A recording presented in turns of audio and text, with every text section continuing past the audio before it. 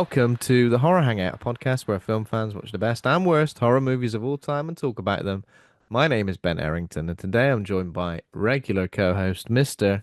Andy Conduit Turner. And thank you for introducing me before your wife, Ben. I mean, you'll hear about that later, I'm sure.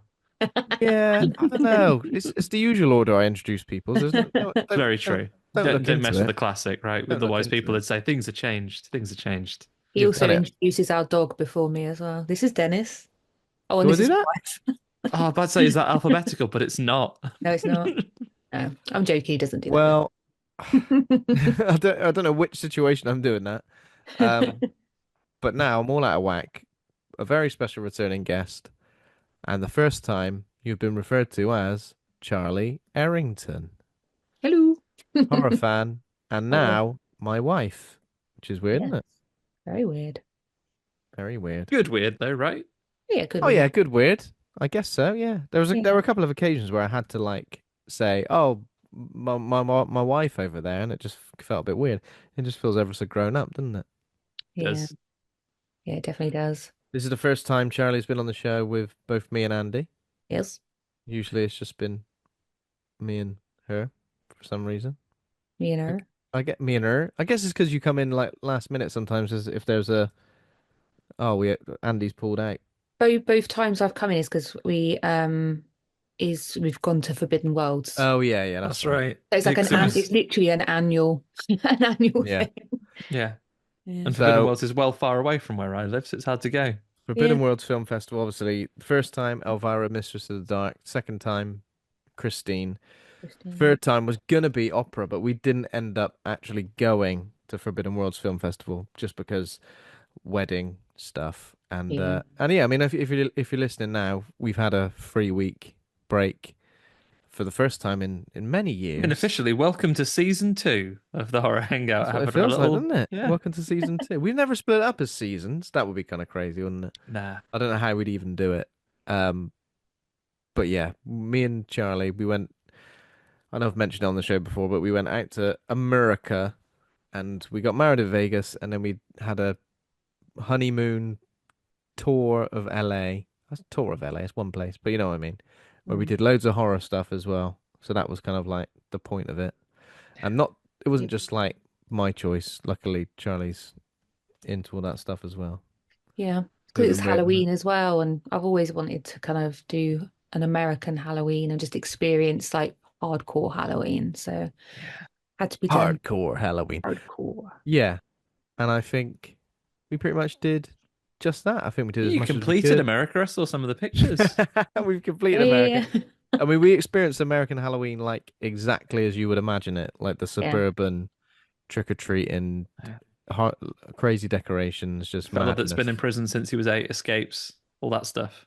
Yeah, bloke who's yeah. been in prison since since just tense in the old time. Tense in the old time, I so he's told really I hard told that now. guy that, didn't I? Did I tell him that?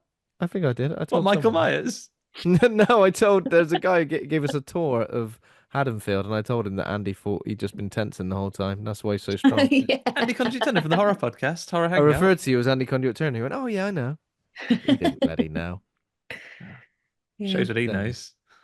There was a moment though on Halloween when we were in Haddonfield, and there was a Michael Myers just creeping behind a tree, wasn't there? And we looked over, and he was just there, like yeah, there was more than watching one. I us think from like behind the tree. Did he some get into people your hire must. car and smash into him, exploding him immediately? Well, And we you're saw like, the oh, it exact wasn't moment that actually him. happened. We saw the place where that exact moment happened in Halloween 2. Where like, we Yeah. stood on the same hallowed ground. Yeah. But I guess like yeah, that was probably the main thing because on Halloween day and night we went to where Haddonfield, where Halloween the original movie was filmed, and some of Halloween 2, and some of the Rob Zombie ones as well Mhm. Okay. in South Yeah. Pasadena. And we had like a guided tour with a guy called Christopher Gomez who showed us all of the places where certain shots were, and they've also got like obviously the Myers house, which has been moved from its original location directly next door to the Sugarmint Gallery, which is basically just like an art gallery of loads of Michael Myers themed and Halloween themed art and stuff like that.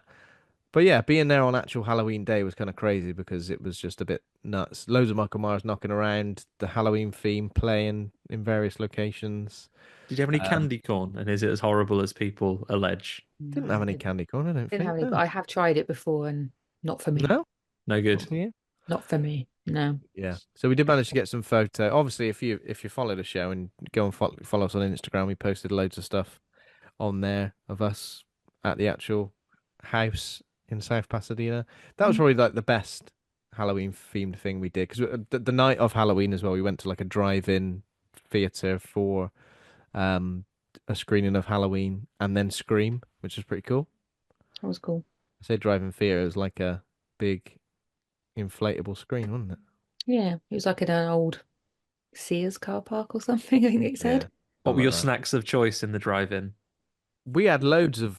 So we went to Disneyland and So we went much. to Oogie Boogie Bash Uh, as well. And basically, you walk around the whole park and just get given sweets. Like basically, there's oh, all these cool. spots where you essentially like trick or treat us, essentially. Yeah, And we had, and so we've much. still got loads now, but we had So Put them like in the much. suitcase, brought them back. yeah, Yeah, hell yeah, and we had it to. was It's literally probably so like much. Got our money's worth just out of the candy, I think, for it that. upped our weight by like not multiple kilograms, I think, because it was insane. But yeah, obviously there was that we did Halloween Horror Nights as well at Universal Studios, which was kind of something that we were both looking forward to the most. And it was, I So mean, it these are was the walkthroughs, right? That you yeah, like walk through themed mazes and like Hell House experiences. LLC, Yeah, except you like didn't get got by a big clown. a bit like that, but obviously like themed first. So there was like an Insidious house. That was the only one we didn't manage to go to because it was like over an hour queue. But we went to Oof. like Texas Chainsaw Massacre, live, like a sort of talk show with Chucky. That was pretty cool. Yeah, that was There was good. a Ghostbusters Frozen Empire one. Quiet Place as well. You had to be dead quiet. But you had to, Otherwise, or those Have to venoms be will fun. thump you if you make any noise for when you're those in there. venoms of thump. Yeah, I think overall, like it was good because we experienced some other sort of like generic mazes, didn't we, Charlie? Like elsewhere, Yeah, and I feel like just weren't up the to mazes scratch. being themed and the characters being characters like Leatherface just popping out of a metal door and just waving a sledgehammer in your face, like Yeah, was and way more effective. they had like Chop Top and others as well, didn't they? So it was quite cool. They kind of merged all of the Yeah, film's characters all together into one house, and it smelt disgusting. yeah, it did smell Like they disgusting. pumped a smell in there as well. And it just smelled like rotting flesh. It was awful. There's a very generic smell that I think a lot of these things have got, and I don't know what it is. You know when you can buy like horrible candles where it goes, here's the official candle of like this horror game or something, and it just kind of Yeah, smells like feet. wet dog. Yeah, I feel like there's a real generic one, and it really gets up my nose.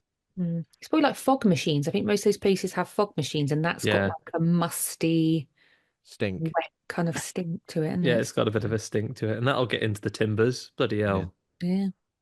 I mean, so that was good. Halloween Horror Nights was very, very tiring because obviously queuing, walking around. There was a Blumhouse themed thing as well. It's called the I was Terror doing some Tramp. corporate So synergy. What are they up to? that it was like it was chaos, though, wasn't it? Because you kind of go on the Universal Studios tram and you Yeah. get off, and then it's Like like Megan was like dancing, doing Megan a was little. dancing around. You had the old grabber there. They all came Grabber. running out at the same time with chainsaws, didn't they? They They all suddenly came just around. all So appeared this is the with thing. The chainsaws. chainsaws were just like chainsaws, but without the chain. Hmm. So they were just as loud, and they'd like swing it in your Scary. face, and they like what else would they do? Like sort of slam it into your gut. But yeah, when we got off the tram in that Blumhouse, that was mad because it was like characters from The Purge. What's the name from Freaky as well? The one who Yeah. swaps bodies with Vince Vaughn. Yeah. That Happy Death Day, is that what it's called? Happy Death Day, Oh, okay. Babyface So Baby thing. they're all Mask about one. They were Yeah. just all walking around just like causing carnage. It was any of kind of the pretty hits nuts. from any of the hits from this year at all? Any night swims? Any Chauncey, the little Well, imaginary bear?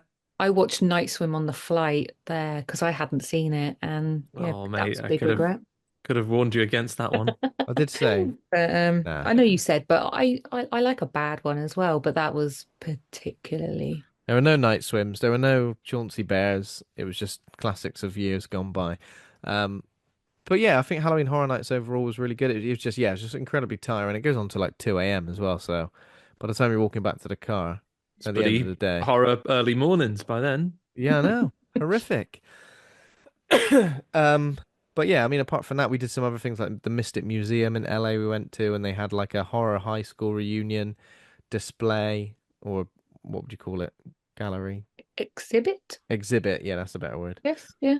Exhibit where they had just like anything, any sort of high school related horror movie, they had some sort of display based on that. I did post a little reel of that. That was pretty cool. Yeah. Um, any other museums? Oh, we went to Zach Bagans' Haunted Museum as well. You couldn't really film or take any photos in there, but they had like various things like serial killers and haunted objects, like things from the Conjuring universe, like the chair from the Conjuring 2, like the little Yeah, the Okay. devil's rocking chair. Yeah. devil's rocking chair. What was that weird box called as well? Like the most haunted I think it's object in called the like the world. Dubrovnik box or something like that, and it's Yeah. supposed to contain the spirit or something of like a demon, and people have been Basically, it was known like to like pass out and it was behind like layers of glass or whatever. But then he yeah. went, "Oh, we have got a video of Post Malone when he touched it." He goes, my friend Post Malone. We just all My started friend Post laughing, Malone like, touched it. okay. What did Post Malone do when he touched it? Did he pass out? He went, "Hey!" So he just did some mad shit, didn't he? He Yeah, did. He did a new. he did He freak did out a a little new bit. song. He Did a done new a new song. song. Did a song all about it. They had the axle from the car which James Dean died in. Okay, little Basically, like bastard. loads of stuff that was like someone died near this or around it, and it's this thing's fault, Do you isn't know it? the It was like story about Joel, that car that he wasn't it? died in? Was it the So one that Obi-Wan Kenobi told him not to yeah, Yeah, he buy? said, that's "Don't it. They get in it." showed the video of And that. Yeah. Alec Guinness, if his name had been Luke, he'd said, Luke, don't buy that car. James. So I said, my name's James. He said, well, I can't do that in my voice. Yeah. So he bought it Reckon when James Dean died, he just collapsed in a Jedi cloak into clothes. Yeah. into his own And like, clothes. in Why the did he video do they that, showed Obi-Wan? in the video they showed that moment as well. It was almost like Alec Guinness kind of going, "Oh yeah, I did warn him," but I was just like, I'd be terrified because I'd be like, "I did that." I wouldn't be like, "No, I did tell him." I'd be like, Yeah. "Oh my God, I actually manifested that." Yeah. When he crashed, he was thinking, oh, Alec Guinness told me not to drive this car, and he was distracted. That's the Yeah, problem. Yeah, yeah. Tell me not to drive. I'm doing yeah. it. Yeah. Yeah. So Zach Bagans Haunted Museum that was in Vegas. We went to a place called Nightmare Toys in Vegas as well, which is a cool sort of collectibles shop and stuff. And we did pick up some. We picked up loads of stuff, didn't we? Masks, Got quite a lot. Yeah. figurines, a couple of So your house is VHS. chockers now, right? With stuff. We had to get a new bag to bring back with us Yeah. because we had so Leave some of your much. clothes behind. Leave some of your kecks behind. Yeah. We went to a place called Horror Vibes Coffee in LA, which is a really nice sort of like horror themed coffee shop. All the drinks were horror themed as well. They had a whole menu of like Goosebumps related drinks as well. It was yeah, it was just crazy. I think like Charlie, you did really well at like planning everything. And I was kind of Yeah. just along for the ride. Like I just wanted to do everything. I feel like with this kind of logistical prowess that's been on display here, Charlie probably needs to come to like some of our future live events as well. Like, can you imagine all the spooky stuff we could be doing around London or Glasgow next year with Mm, Charlie looking at things that go on around the film festivals we go to? That's yeah. what we need. That's what we Yeah. need, Charlie. There we go. Yeah. You've got plenty of I time to do. prep. Yeah, I do enjoy like all that planning, and it's just like it's just fun to do like the research and stuff because obviously I was like because we're so like-minded in the sort of things that we like, and it's just nice to be able to kind of do those things together, isn't it? So it's just trying to Yeah. cram as much in as possible and have a good time. We did a little bit of a tour of some filming locations, like on one of our final days. We went to the house from Insidious. There was the house from the Thriller music video, the house from the TV show Charmed. We went Um, to the American Horror Story, like the murder oh house in yeah, the American Horror Story house. Yeah, yeah. American Horror Murder Story house. The hotel from Ghostbusters. You know where they go in and Slimer's there, and you Yeah. see it from the outside and the inside as well. Yeah, we went there, and the last one was the Nightmare on Elm Street house, So disappointing. which Oh, they really? No boiler room? well, the owners of the Nightmare on Elm Street house clearly don't want anyone to take photos, so they've just like got massive, huge plants Barricaded. in the front lawn, on the front garden, front porch, that pretty much obscures the whole house. They've And they completely put like barricaded it. So no, even if you try and look through a gap in the fence, all you can see is kind of like plants that have been put methodically in place so you can't see the porch. That's a shame. What you really want to do is like cover your house in mirrors, then it'd be impossible to take photos of. You wouldn't have to have a big old fence. that's much So better. you could Yeah, still see out and it'd be really nice. Yeah, yeah. yeah, Like two ridiculous windows. though. Could you imagine living there? Like it can't be enjoyable to like have to get back to that and kind of like Because it looked awful. It looked a mess. But like, yeah, I was obviously really how pissed many people off about must it come because, by? Because even when we got there, like it was pretty quiet there. yeah. I know because people might know that it's like that, but But it just annoys me because like the one in South Pasadena, which is like Laurie Strode's house, oh the yeah, people that live there, they leave a pumpkin out on the like column bit so that you can sit with the pumpkin like Jamie Lee Curtis. And they really like take it on board that they just kind of get with it. So for someone to buy a yeah, house that's that well known and then one, make it ugly, and two, just be a bit of a dick about it. I just don't get it. Like, go and live anywhere else, literally, or just enjoy it and play along with it and just kind of let other people Yeah. enjoy it. Do you know what I mean? It doesn't make sense to me that you would buy a house like that and then, yeah, just not Imagine appreciate it. they It's got weird. like properly poltergeisted and they just got missold that house entirely, and they're just like, love all the kitchen cabinets we got in here. This is great. Yeah. I'm assuming they would have to say, like, wouldn't they? Like, realtors would have to say, oh, and just so you know, this was the house that was used in the filming of Nightmare on Elm Street. But it's just weird because apparently the people that own the Texas Chainsaw Massacre house, they're the same. They've put fences all the way around their land so people can't get in. I just don't get it. Like, it's weird. I find it weird. Yeah. And surely you yeah, could sell it for a premium for someone who did want it. Literally wants it, yeah. Because it looks yeah. like the guy who, there's a couple that own the Laurie Strode house and then the bit that's her house in the film where it's like the double garages, like the side door. It looks like Okay. they've separated that into two properties now, haven't they? Yeah. And that one, it looks like there's a couple that live there, and the guy from the couple does a horror podcast, I think, or Stephen King podcast or Oh, something. yeah, there So he you go. clearly Losers loves Club one. horror, and he must be like over the moon that he lives in this He house. was He must love it. they were dressed up as well, like on Halloween night. They Yeah, were dressed up. had We Laurie and went to Mike, weren't they? all the Halloween decorations in Burbank as well. Including the clown house, which was pretty mad. Yeah, Um, bird. just as many clowns as you can fit into one small space. I've seen them in a Unfortunately. car. Imagine I fit in a house. Loads. Exactly. Like tons of Hundreds. them. But yeah, like like you can't even compare like American Halloween is I mean you see videos and stuff like and photos of it, but when you're there actually living it is it's kind of a different situation. It's just insane. It's just insane. But good. Like everything you kind of expect of it, like what movies have taught you about what American Halloween is, it is. I know it's Yeah. probably slightly more overblown, like in somewhere like LA, but still, Yeah. still pretty exciting for us to do it, especially when we've got like so many American listeners, and obviously they're very much aware of it, and us as humble UK folk. What do we have? People used to dress up with a bin bag and a plastic mask, Plastic and get teeth. That's got its own charm. And we, had a celebration of that man that got burned up that time as Oh well, yeah. that failed to kill the king. That's a Get the special guy out. day. Yeah. Yeah, see, they don't do that. I think if we told them that something that we do a few days after Halloween, we make an effigy of a someone said bloke recently and chuck him on a fire. that old Guy Fawkes were celebrating the fact that he didn't manage to blow up Parliament. Yeah, that's what's true, isn't it? Like just because one bloke went, oh, will you stop persecuting me based on religion, please? I'm going to blow up that king, and he got caught. So we have a little celebration. Apparently, that was mandated by the king. You're right. Every 5th of December, but yeah, he was wrong. It was the old days. Things have shifted since then. Every 5th of November, you have a little burn up of this fella by order of the king, and now, Have a little burn up for this fella. Yeah. um, now you look back on it. I I don't think, know why. I always thought it was pro Guy Fawkes. I know burning yeah, little effigy of him suggests otherwise, but I don't know. In my head, I was always like, with every progressive royal scandal, I think we could turn it around eventually. Be like, yeah, bring. Hopefully, he comes back out of that fire and gets them. yeah, Yeah. well done, Guy Fawkes. What a legend you are. Anyway, but we will. I'm sure we'll discuss more about what Yeah, happened. I'm so jealous of you. Not bad jealous, Not good bad. jealous of. I'm good jealous of what looked like, and then it had an amazing honeymoon, an amazing trip. You got Elvira to marry you. Yep. Yeah, Yeah, that was the most surreal thing.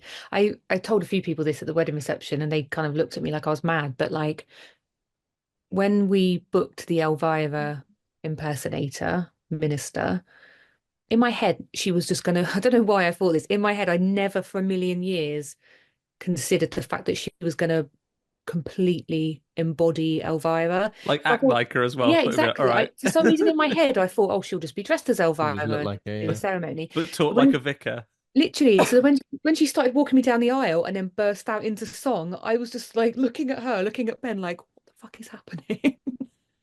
Like, it was such a weird moment, and I just kept looking at Ben, and it just felt incredibly It was surreal. weird. It was surreal. Like it was beyond anything I I can. honestly don't think I remember any of it. I was saying this to No. someone at work earlier. I was like, we definitely need to watch it back because, yeah, Yeah. I don't really recall any of it other than just being like, what's happening right There now? were there were a few other Elvira things on the trip as well. We went to Elvira Experience exhibition at Not Scary Farm, Hmm. which in its the clues in the title, and it wasn't scary either, was it? Not Real Scary Farm. nice. It wasn't. It was I actually a don't know if little it was bit nice. annoying by that It was point. so dark in there. It was like obviously, yeah, it was nighttime. It was so dark. I was like, just a couple of lights to guide the way would be nice. It was just like you're just Yeah. fumbling around in the dark. Fumbling around like in the woods almost, but Yeah, trying to find your way from it maze to reminded me maze, of but no like lights. like, imagine going to Alton Towers, but it was pitch black and you couldn't see anything. You didn't know where the Nemesis was. You didn't know where this was. You're just like, Just what's going walking on? around in the absolute dark. Yeah. Oh, and of course, been to the US. Obviously, you managed some real life horrors. You were there just at the pinnacle of a really like controversial election cycle.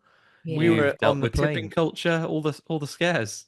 Yeah, we were on the plane as the results were coming in. So in a way, it was the perfect ending to a terrifying experience of the honeymoon, all the Did, horrors we experienced. did you Hmm. worry like being in Fun the air horrors. during the time election was being called by some twist of contrivance and fate? You'd end up like Tom Hanks in that film, just stuck countryless.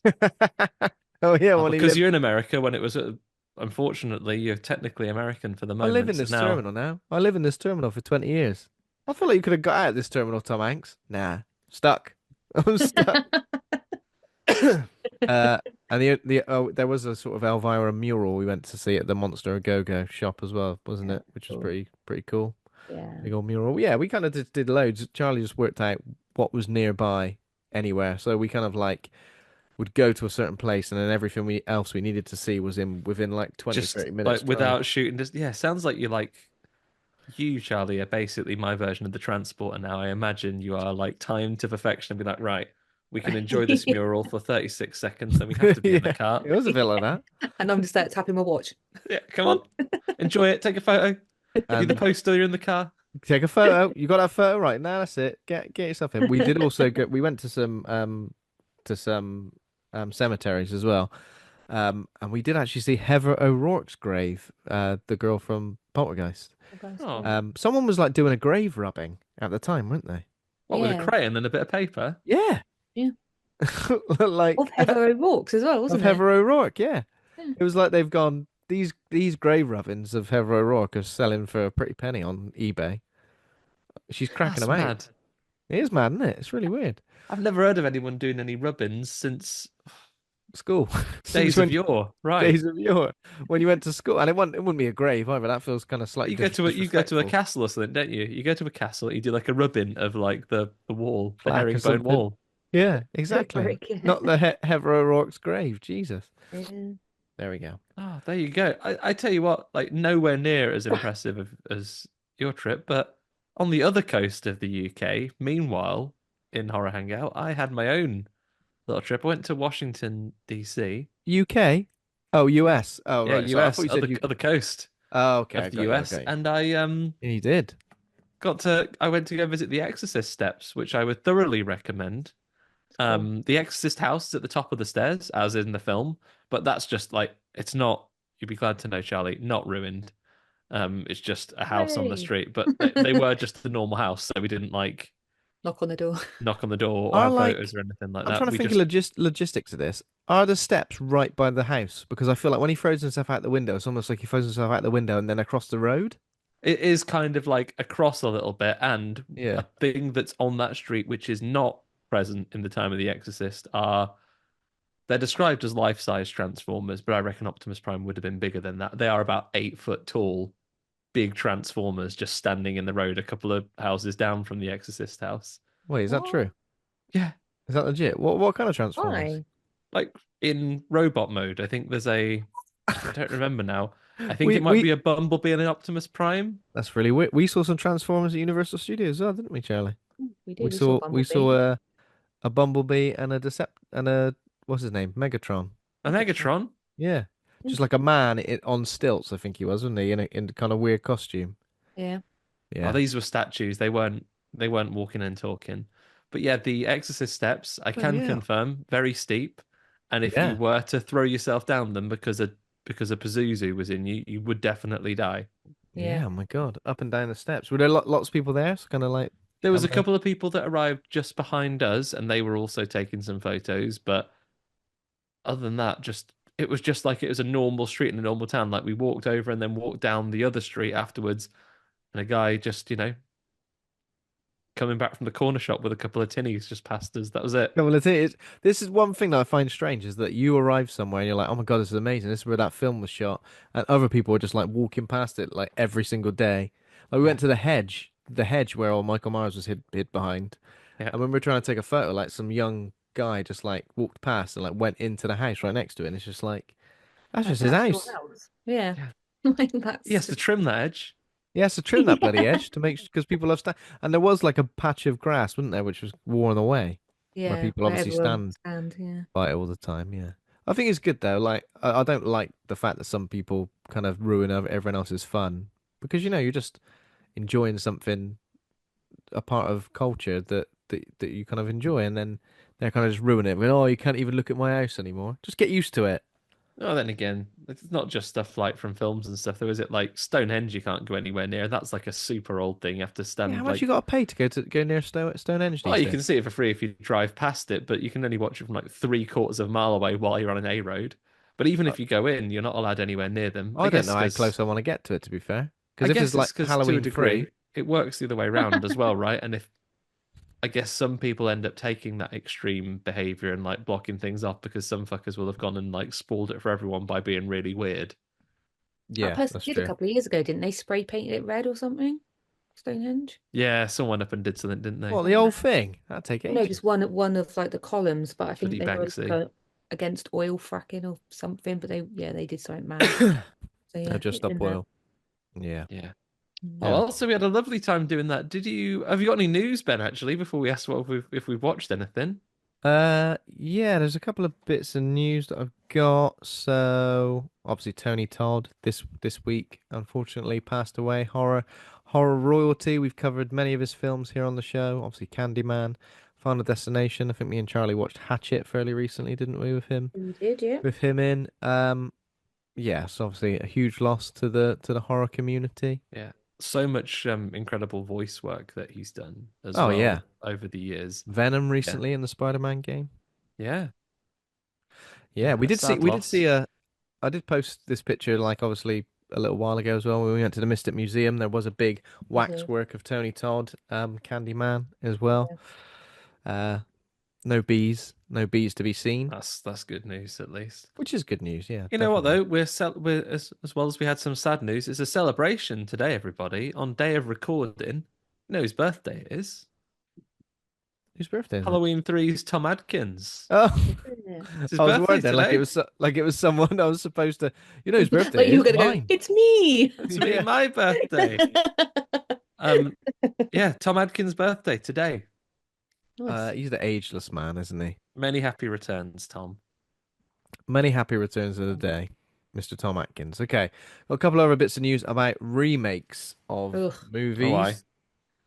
If you're Whether gonna say whether the you're one that happy or I'm a bit peeved about one of them, but carry bit on. peeved about, Go on, is we'll hit it that one first. We'll is it let the Charlie have our remake? vegetables first, and then we'll give us some dessert. Is it is it the remake of Idle Hands? It is. Yeah. Okay. Yeah. So I this just news. it's just one Sorry, of go. those films I feel like it has absolutely no plausible excuse for why it needs to be remade. But do you not feel like a film like this, which is maybe not so much of a big hitter slash huge franchise, is perfect to be remade? I don't I know. put that to you. I feel like it's because it's a cult classic, and I feel like a point of a cult classic is that nothing will. be like it again. So to Hmm. remake it, I feel like it's going to take away that kind of yeah, A uniqueness remake, of it and stuff. So yeah, a I'm just remake or a legacy sequel? mm. No, Have they don't said know. which one it's going to be or It no? says remake. So Finn Wolfhard is attached to write and possibly to co-direct. He ain't old enough. It's like He 10 ain't years old old, isn't enough he? to direct it. You don't know what he's doing. He's like, what? He's 10 Um, years old. he's 10 years old, isn't he? Just a little He's wee still 10. boy. He's just a wee little boy on his Just a wee bike. lad. And yeah, apparently Jason Reitman's involved as well. He's producing it. So with those names attached, it makes me think: is it going to be more of a? Because it makes you think: is it going to be more of a family friendly, Like PG Ghostbusters, yeah. 13? Ah, my bloody hand's gone mad. What's it doing? I haven't seen Dexter from Idle The Hands Offspring in. better be on board, otherwise, no, not Who's watching it. this? Dexter from The Offspring better be in it again, Is he otherwise, in not the? Is watching he it. in the Gets original? his, Is gets it? his head ripped off, didn't Yeah, he he? gets his head ripped off by the idle hand. By the Seth other Green hand. and Devon Sawa are in it. That's the. Yeah. Mm, Okay. Just I think Jessica Alba's in it as well, right? I've not seen it for years. At the Horror High reunion exhibition at Mystic Museum, there was like a little Idle Hands corner, wasn't there? With like yeah. the hand in a microwave Away. and yeah, and some waxworks. They're pretty good waxworks to be fair, because I feel like waxworks are usually dodgy unless it's Madame Two Swords, and even then they can be a bit dodgy. But I think the waxworks, whatever they were at Mystic Museum, were pretty good. Pretty decent, yeah. No terrible ones, I don't think. There was a oh wait, there was a Paris Hilton one, wasn't there? Yeah, that was a bit sketchy from A little bit House of sketchy, yeah, Wax. just a tad. Do you know what the other remake news is? I'll put it to you, Andy. I don't know what the other remake news is. What else is I'll coming? give you a clue. It's festive. Oh, is it Silent Night, Deadly Night? Oh, yeah. Silent Night, Deadly Night, correct. And apparently Cineverse has acquired global rights to a new Silent Night, Deadly Night film. How many are there anyway? Is it like six or something of the original Yeah, franchise? at Five or six? least four, I think. Yeah. Um, but yeah, so directed by Mike P. Nelson, who directed the recent Wrong Turn and VHS, obviously a segment of VHS 85. Um, yeah, it's getting overseen by a lot of the people who are involved in Terrifier 3. So it looks like that's the team it's kind of coming from.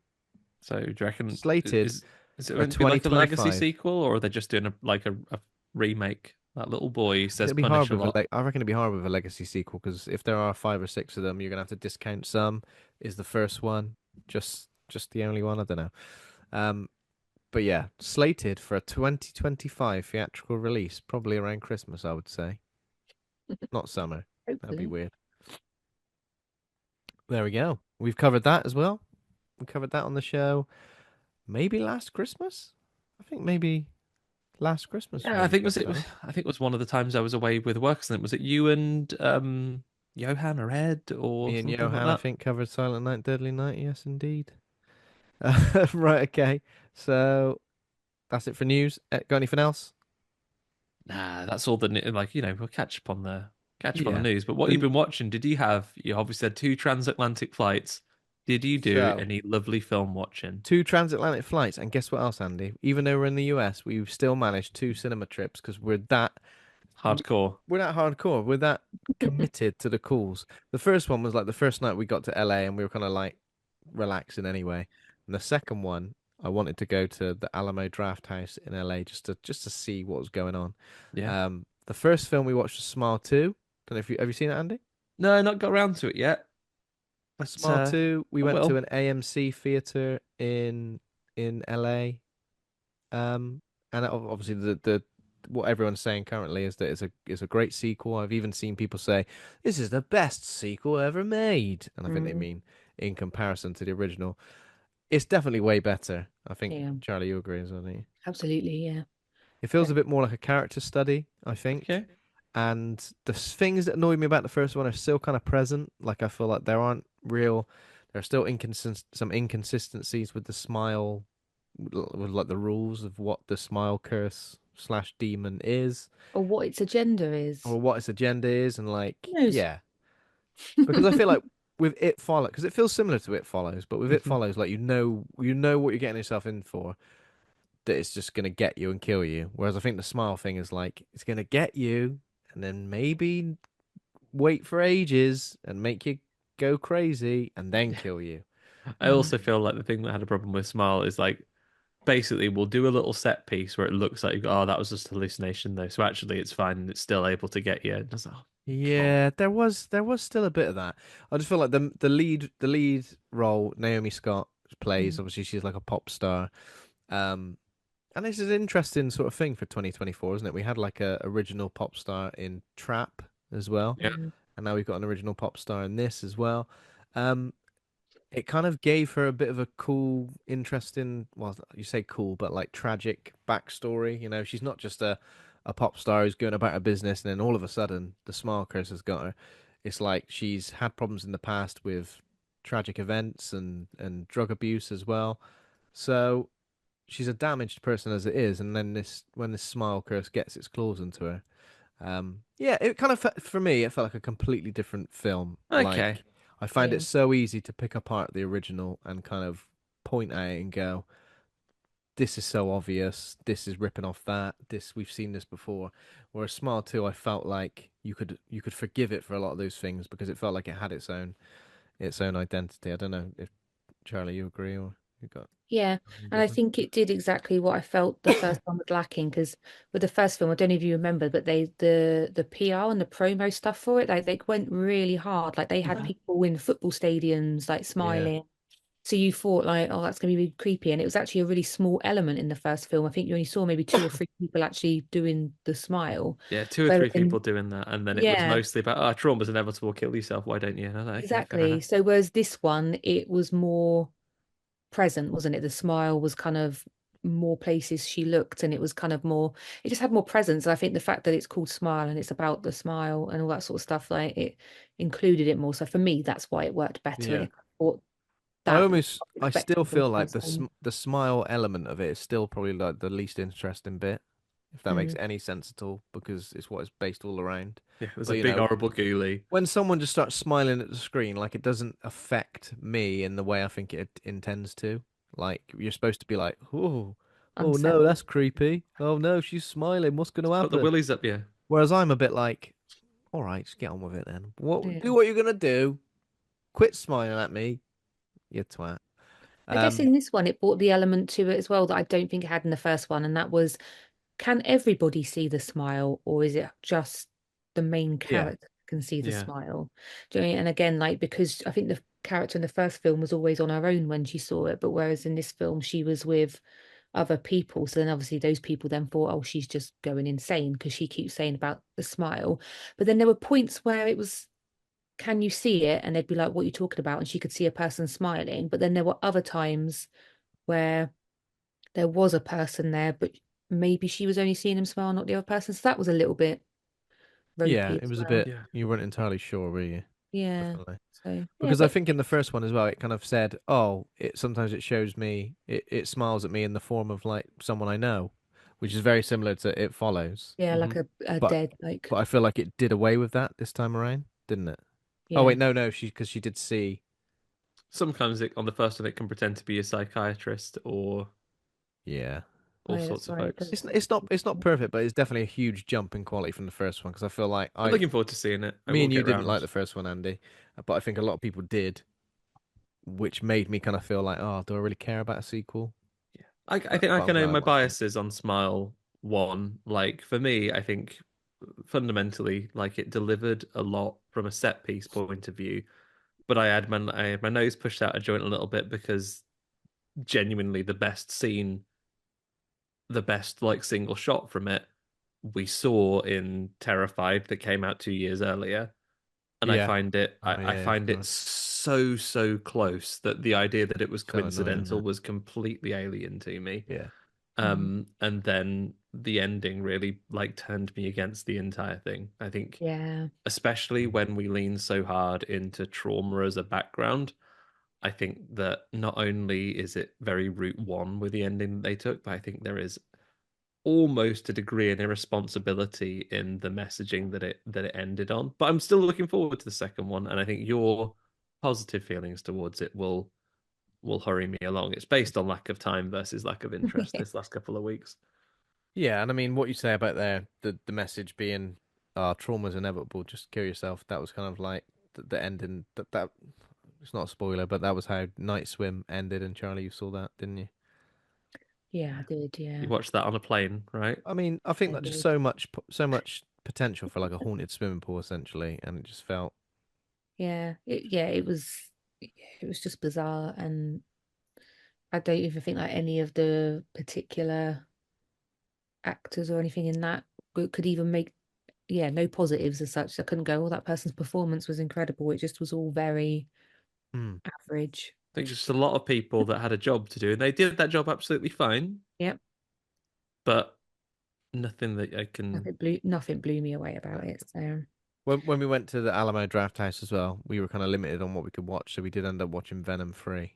Um, Oh yeah, how was not a your horror Venom film, of course, so we experience? won't get into it hugely, but I mean, it's definitely the worst of the three, and I was pretty middling.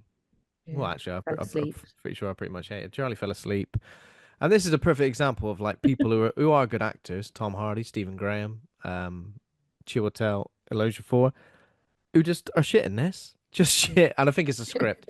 It is a script. Also, and I've mentioned this already, but I'm going to say it again. There is like a montage at the end He hates where it's it. like, here are all the best moments of the Venom trilogy so far. But it was set to like that Maroon 5 song. What song is it? I actually don't know what Memories it's of called. the memories. Sugar, Is it sugar. Sugar? Yes, No, on that please. one. No, I On don't that know one. what No, it It's like is. I don't it's think it called like was. Memory. But that would have been amazing. It's called Memory. Um, Do you know in moments where uh it's like it's like reminiscing about something that happened in the film 10 minutes ago.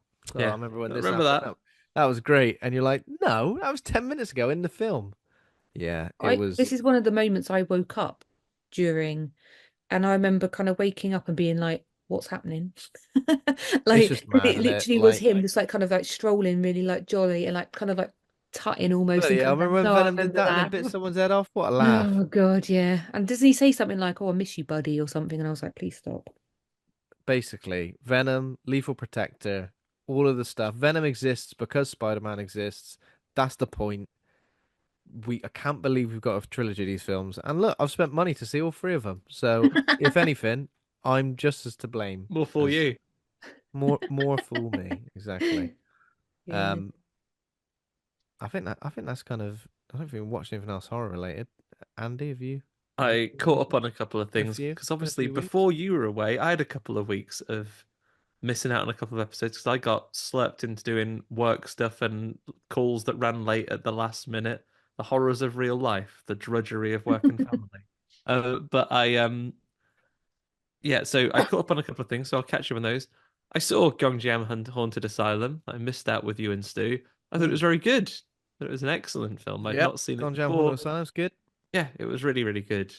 Really, really strong stuff. Genuinely quite frightening at parts, especially when they do those whispery bits. Like that was really good. Yeah.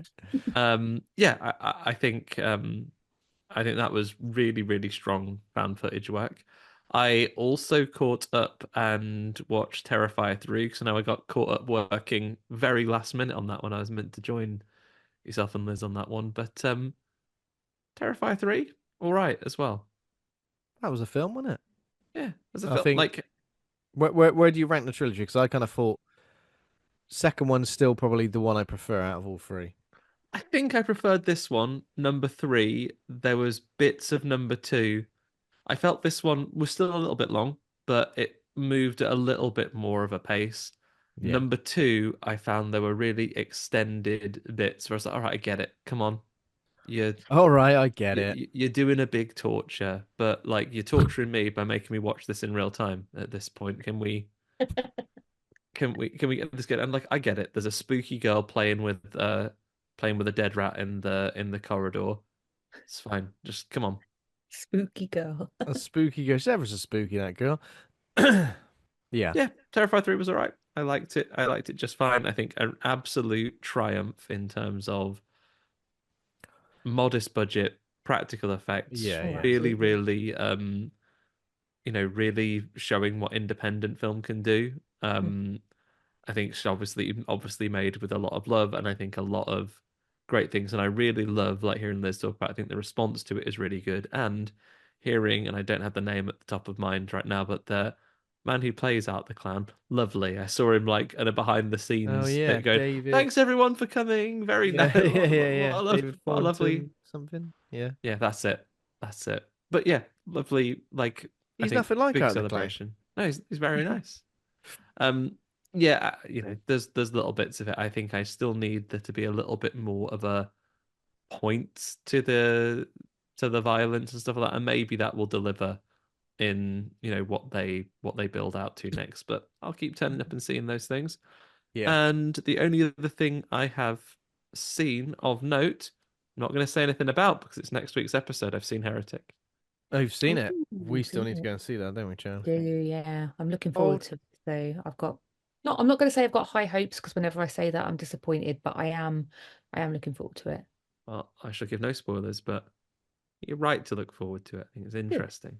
Good. Yeah. Hugh Bloody Grant, I was going to eh? say I think that's why I'm looking forward to it to kind of see him in a different role, Yeah, I but think with a similar vibe, that kind of like polite niceness. Obviously, that's what you see in the trailer. So, but like, obviously, it's not going to remain like that. So that's why I'm interested and excited yeah, for it. I found it. I think his performance, all the performances are really strong, and I think that what I really like about Hugh Grant is that it's really consistent. Like it's really consistent. Like his personality, like obviously there are things that will be revealed as the story goes, but it's not like he goes from how he behaves one way to being like a screaming lunatic the next. Like Right. he Yeah. is himself the whole way through, and I really like that about the film. But we'll talk more about that in a week's time as we get down the line. Mm. Oh yeah, looking forward to it. So But apart from that, though, apart from we've that, settled down to watch some lovely opera. opera. Settle Oh, down to watch some lovely Giallo, which in the Giallo series, so mainly Dario Argento films, we have now covered the likes of Deep Red, Suspiria, and Tenebrae on top of this. Am I missing any? I think that's it, isn't it? What's the one with the painting? Deep Red? Is that Deep Red? Is it? have you not done the Is one it? with Have you not done the one with Jennifer Connelly in it? What one's that? Oh, the Phenomena. one where it's also got Talks to Blofeld. insects. It's also got Blofeld in it and a monkey that Oh, plays with a maybe. knife, a Yeah. chimpanzee. Yeah. Yeah, Yeah. we've not done it. You've We've not not done done that that one. one. But I'm sure we'll get around to it. Like we got finally got around to this one. So yeah, initially we were gonna cover this film because we were gonna watch it at Forbidden Worlds Film Festival. We didn't get a chance to do that, but we did catch up with it. Opera, which is a 1987 Italian giallo film directed by Dario Argento. It stars Cristina Marsillach, Urbano Barberini, Daria Nicolodi, and Ian Charleson. The plot focuses on a young soprano who becomes involved in a series of murders being committed inside an opera house by a masked assailant, and he's got gloves on as well. Who would Two have With pairs. two thought it? pairs of gloves. Two Yeah. pairs. Yeah, you Glove, noticed that, proper didn't you, Charlotte? I was gloves. like, has he? I did, Has he yeah. got two pairs of gloves on? I'll put my gloves on and I'll put a lovely clear pair of plastic gloves over the top Didn't just want to to ruin them, protect that's why. He's those like, gloves. Don't want to ruin me lovely leather gloves. Um, it has got 6.9 out of 10 on IMDb, 90% Rotten Tomatoes audience score, 79% critic score, Letterboxd 3.6 out of 5. Choice reviews, and you know what? Loads of the reviews were really positive on this, so it's hard to find a bad one. So I didn't include any bad ones. We got Faye the Red Fox, who says the eye tape thing must have been one of the most disturbing horror movie weapons of all time. 4 stars. Electric Wizard says Dario Argento shows relatively uncharacteristically an unbridled nihilistic savagery in this ultra visceral giallo. 4 stars. MJ, who knows who that could be? Maybe he's not dead after all. Dare I say it? There are parts in opera that almost surpass the technical and artistic brilliance of Suspiria. 5 stars. And Ricky Fonseca says the Ravens carried this movie. 4.5 stars. Not gonna disagree with no. Ricky there. I think those Ravens do some sterling work, The Ravens, who've both got a grudge. detective work and acting. Oh, yeah. Detective work, Detective. acting. They exact some brilliant revenge, Yeah. some They're good eye at miming gouging. as well. Like, it looked like a few times they were singing and a few times they were laughing. They were Yeah, good at they were. miming. I reckon Miming. they were. I reckon they were Yeah, doing a good wicked. I job. reckon that's what you should do. If anyone, if you're giving someone like a suspended sentence or something like that because they've done a crime but not enough that you want to fill up the prison system, you should just have them annoy some ravens as their punishment, and Mhm. then they'll never be able to go to a sensitive place again. Yeah. Like if someone's caused a bit of bother down your local pub and they're banned, just get them to annoy the ravens that you keep in the pub, and then Mm. if they come in again, peck their eyes out. You don't Peck need their to eyes out. employ a bouncer. Imagine trying to go about your business and some ravens with a grudge of after you. It'd be horrible. Yeah. You wouldn't go outside ever. One of Karen's parents' dogs fell foul of some crows, not some ravens. They didn't do anything bad. Is this One of their real? babies had fallen out. He was a retriever, and one of their babies had fallen from the nest, and he picked it up and brought it to Karen's dad. Like they got not hurt it. It's like they got very soft mouths, these retrievers, but the crows saw him do it, and then they were angry with him, and they put the Oh, bird down, and it was gone. It went and all that, but then every time he went for a walk in that park, the crows would try and get him oh my God.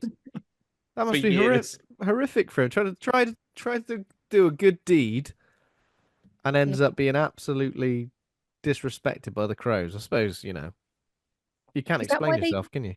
is that why they call like a group of crows a murder? Yeah, do a big A murder on you murder if of you mess crows, isn't around it? with Because them. that's like, because yeah, they'll get you, they'll murder you. Yeah. They'll get With you, your they'll little murder you. beaks. Big old beaks as well. Um, okay, so this film, I guess this is the first time I've seen it. First time for you both. Yeah. I think that visual of the Scotch tape with all the pins on under somebody's eyes is something that's quite memorable. I think I'm familiar with that visual more so than I am with the film. This was just one of the Dario Argento ones I never got around to. The soundtrack was apparently done by Roger Eno and Brian Eno. Went to school with his son. You did? Yeah. Which one? Brian Eno's son was Brian in Eno's secondary son. school with me. Wow, there we go. So I was a bit like, I wonder who's doing this music, this like metal song or whatever. But I guess it's those two. Interesting. I kind of thought the metal music was kind of represented by like when the killer was actually killing, but after a while in this film, they just chuck that song in anywhere. Yeah. Yeah, a big chase towards the end. Big chase towards the end. One point, she was just walking through the streets of. It's kind of like metal meets a bit of butt rock. It's like the end of a Sonic the Yeah. Hedgehog game in the modern Oh day. yeah, definitely. Um, okay, so Cristina Marsillach, who plays Betty. What a name to go. Betty. I'm assuming it's another one of those dubbed Giallo films where it's difficult to tell who's English speaking, who's Italian, because everyone's either like Italian but speaking English or like really weirdly English. There's like that little girl who's Yeah. like, bloody hell, governor, can't Yeah. believe it. And every time you look at them, their mouths, the lip syncing is like spot on. Yeah. It's like, well, you not just speak English, but I don't believe this Italian-looking man is like, well, if you mess with my birds again, I shall simply take them home. I'll take my birds home. I'll appear from a cage and kick my birds at you, and I'll fuck you up. What about that little girl, Stone Cold right? Bird Austin comes. knocks- Stone Cold Bird. That little girl, the little girl in this, the little girl subplot is really weird, and it's really weird with her mum as well. So her mum's like also a bit of a Cockney, right? Yeah, a Cockney slag mum that lives. Isn't there a next bit door. where she goes, "You're disgusting. You're always naked." I love that.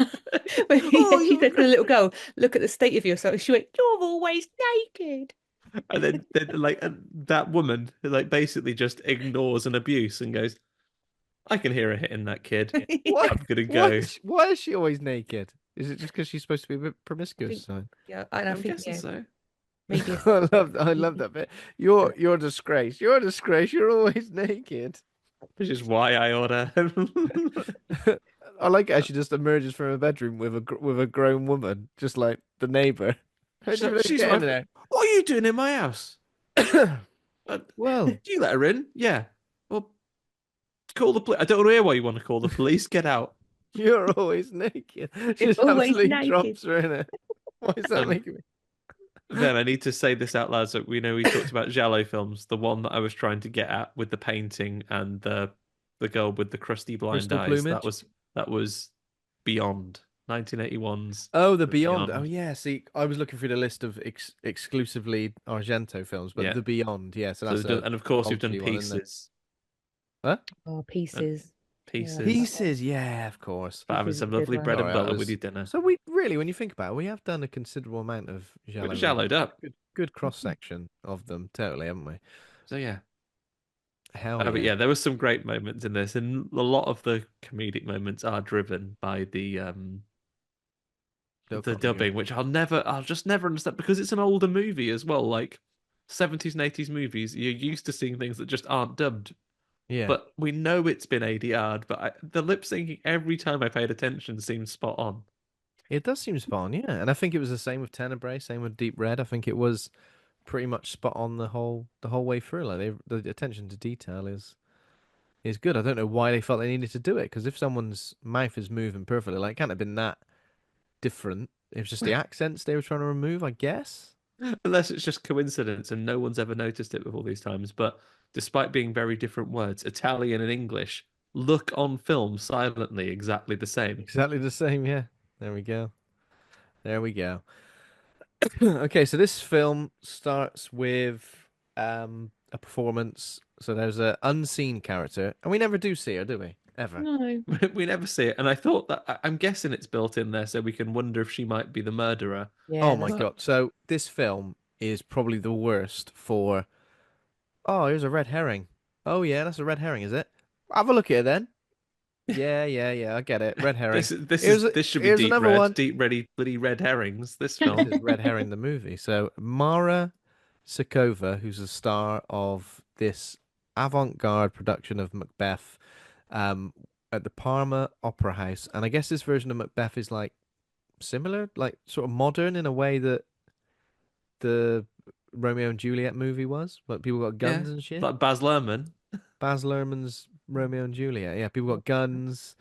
There's ravens. I mean, they're It's not. Ravens because a horror director is the one That's right. Yeah. that's directing. He says, "Get somebody Ravens in there, why Get some don't you?" ravens, get some guns, dress you up as C-3PO, set it in World War I. I don't know. It's all a bit. Yeah, there's like a single propeller plane in a wreckage, and I tell you Yeah, what, I'd go and see this fella's production of Macbeth. yeah, yeah, definitely. Yeah, they're putting it together, but the opera singer is like she's getting her hair off basically because the Ravens keep keep looking at her. joining in and they're looking at her. Yeah, And just when she's saying, like, she's trying to do a word, she's trying to do a couple of bits of song, the Ravens will caw at her. And she's obviously misreading it. She's, stop saying bloody caw. And me, will you? I can't work like this. And yes, we get like some shots from the point of view of this star, and also but we never get a good look at her. Well, ever. Yeah. I don't think you She see anything storms of out her of in the this. opera house so hard, she's able to get run over by a Fiat outside. She gets run over by a car, gets flattened. Um, and And then then the man comes essentially, back inside and goes, big news, everybody. yeah, Just been hit by a bloody car. you've been hit by a car. We're gonna get £200 from Jeremy Beadle. Because we got it on CCTV. So yeah, essentially this sets into motion the events, which ends up with our lead character, um, Betty, So who's the Betty's just at understudy home to and she Morris. gets a little phone call, right? From the Yeah, Gets queen she's in just the lying there events. doing listening to a relaxation opera um on a wicked sound system in her bedroom. She gets a little phone call from a bloke going, yeah, you're going to be on the opera tomorrow. Well done. Are you happy with yourself? Hangs up. yeah, that's weird, isn't it? I was like, how does this person bloody know? Um, but she's not best pleased, is she? She's almost a bit. She Oh said she's bloody too hell! young, doesn't she? She's like, oh, my voice isn't good enough and I'm too young. What are you doing So being the young. understudy then? Yeah. Yeah. That's for its sole reason. You're there to jump in case someone gets run over Yeah. by a car. And everyone straight from this beginning bit is really obsessed with the fact that bloody Macbeth, it's cursed. People always say, that's why Yeah. you're not supposed to say it. Call it That, the bloody Scottish play. I was gonna bring this up that the amount of times they're in the theatre and they say it, and I'm just like, God, theatre etiquette out the window in this film. Like you would not mutter that word in a theatre or just I'll tell you no. who I blame. It's the Go Compare man in this, isn't it? He's the worst for it. They got the It's Go like, Compare man, who's in real life a Geordie. yeah. If you thought he was an opera singer, he's not. Just a Geordie Isn't fella. he Welsh? Oh yeah, he's Welsh. You're right. Yeah, you're right. You're right. You got me. You got me. Thanks for thanks for credit. Isn't he Welsh? Charlie Well, can. Well, potato, she's Indian. potato. Didn't he recently get in trouble on like Strictly for having a creepy hand on someone and getting like slapped away on the Oh, I screen? don't know about that. Don't you? I think I I'm saw it not, I'm on. not, I'm not, I'm not up to date on my Strictly. Was I think I that part saw it of the on. I think I routine saw it on or? Twitter. I think like he had his arm around someone and his looked like his hand was like creeping around his dancer partner's like midriff, and Wait, so and she like Compare the Market Man is on Strictly. I think so, yeah, That's and she mad. like slapped him 15 away. series, Charlie. You've got to get. Scraping the barrel now. She slapped him away, but then later on they came out and went, "Oh, it's an in joke we've got. It's a laugh." Just obviously to try and make it look like he wasn't a dirty old perv.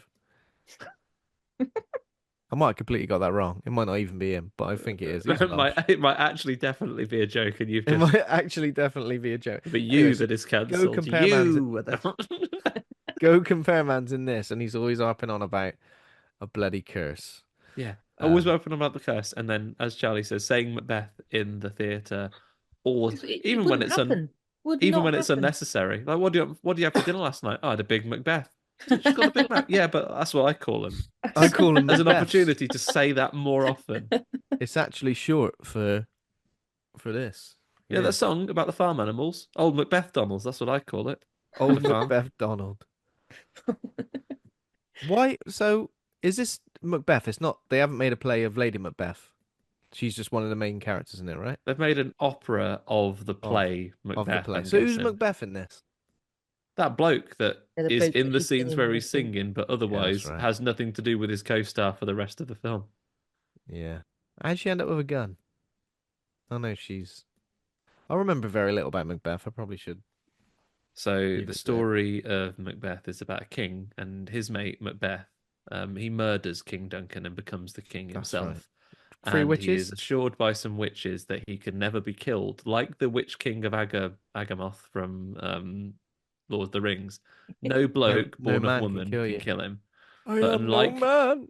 but unfortunately for him, not any. It doesn't have to be a woman that kills him, but because Macduff is born by C-section, technically he's Oh, for loopholed him God's on that one. sake. So That is. because he was born by C-section, he goes, well, actually, the rules don't apply to me, so I can kill you.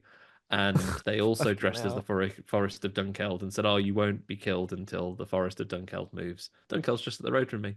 I'd be well And then annoyed. Oh, really? people Is it? dress up as the Forest and walk up to Macbeth's house. He is killed. And Lady Macbeth, who is part of the murder, because she gets on at Macbeth and says, could he kill the king? Why don't Yeah, you? she like gets in his And then ear she hole, doesn't feels, she? Yeah. and then she feels guilty and just goes mad about it. That's right, yeah. So that is, I in a remember. nutshell, Macbeth.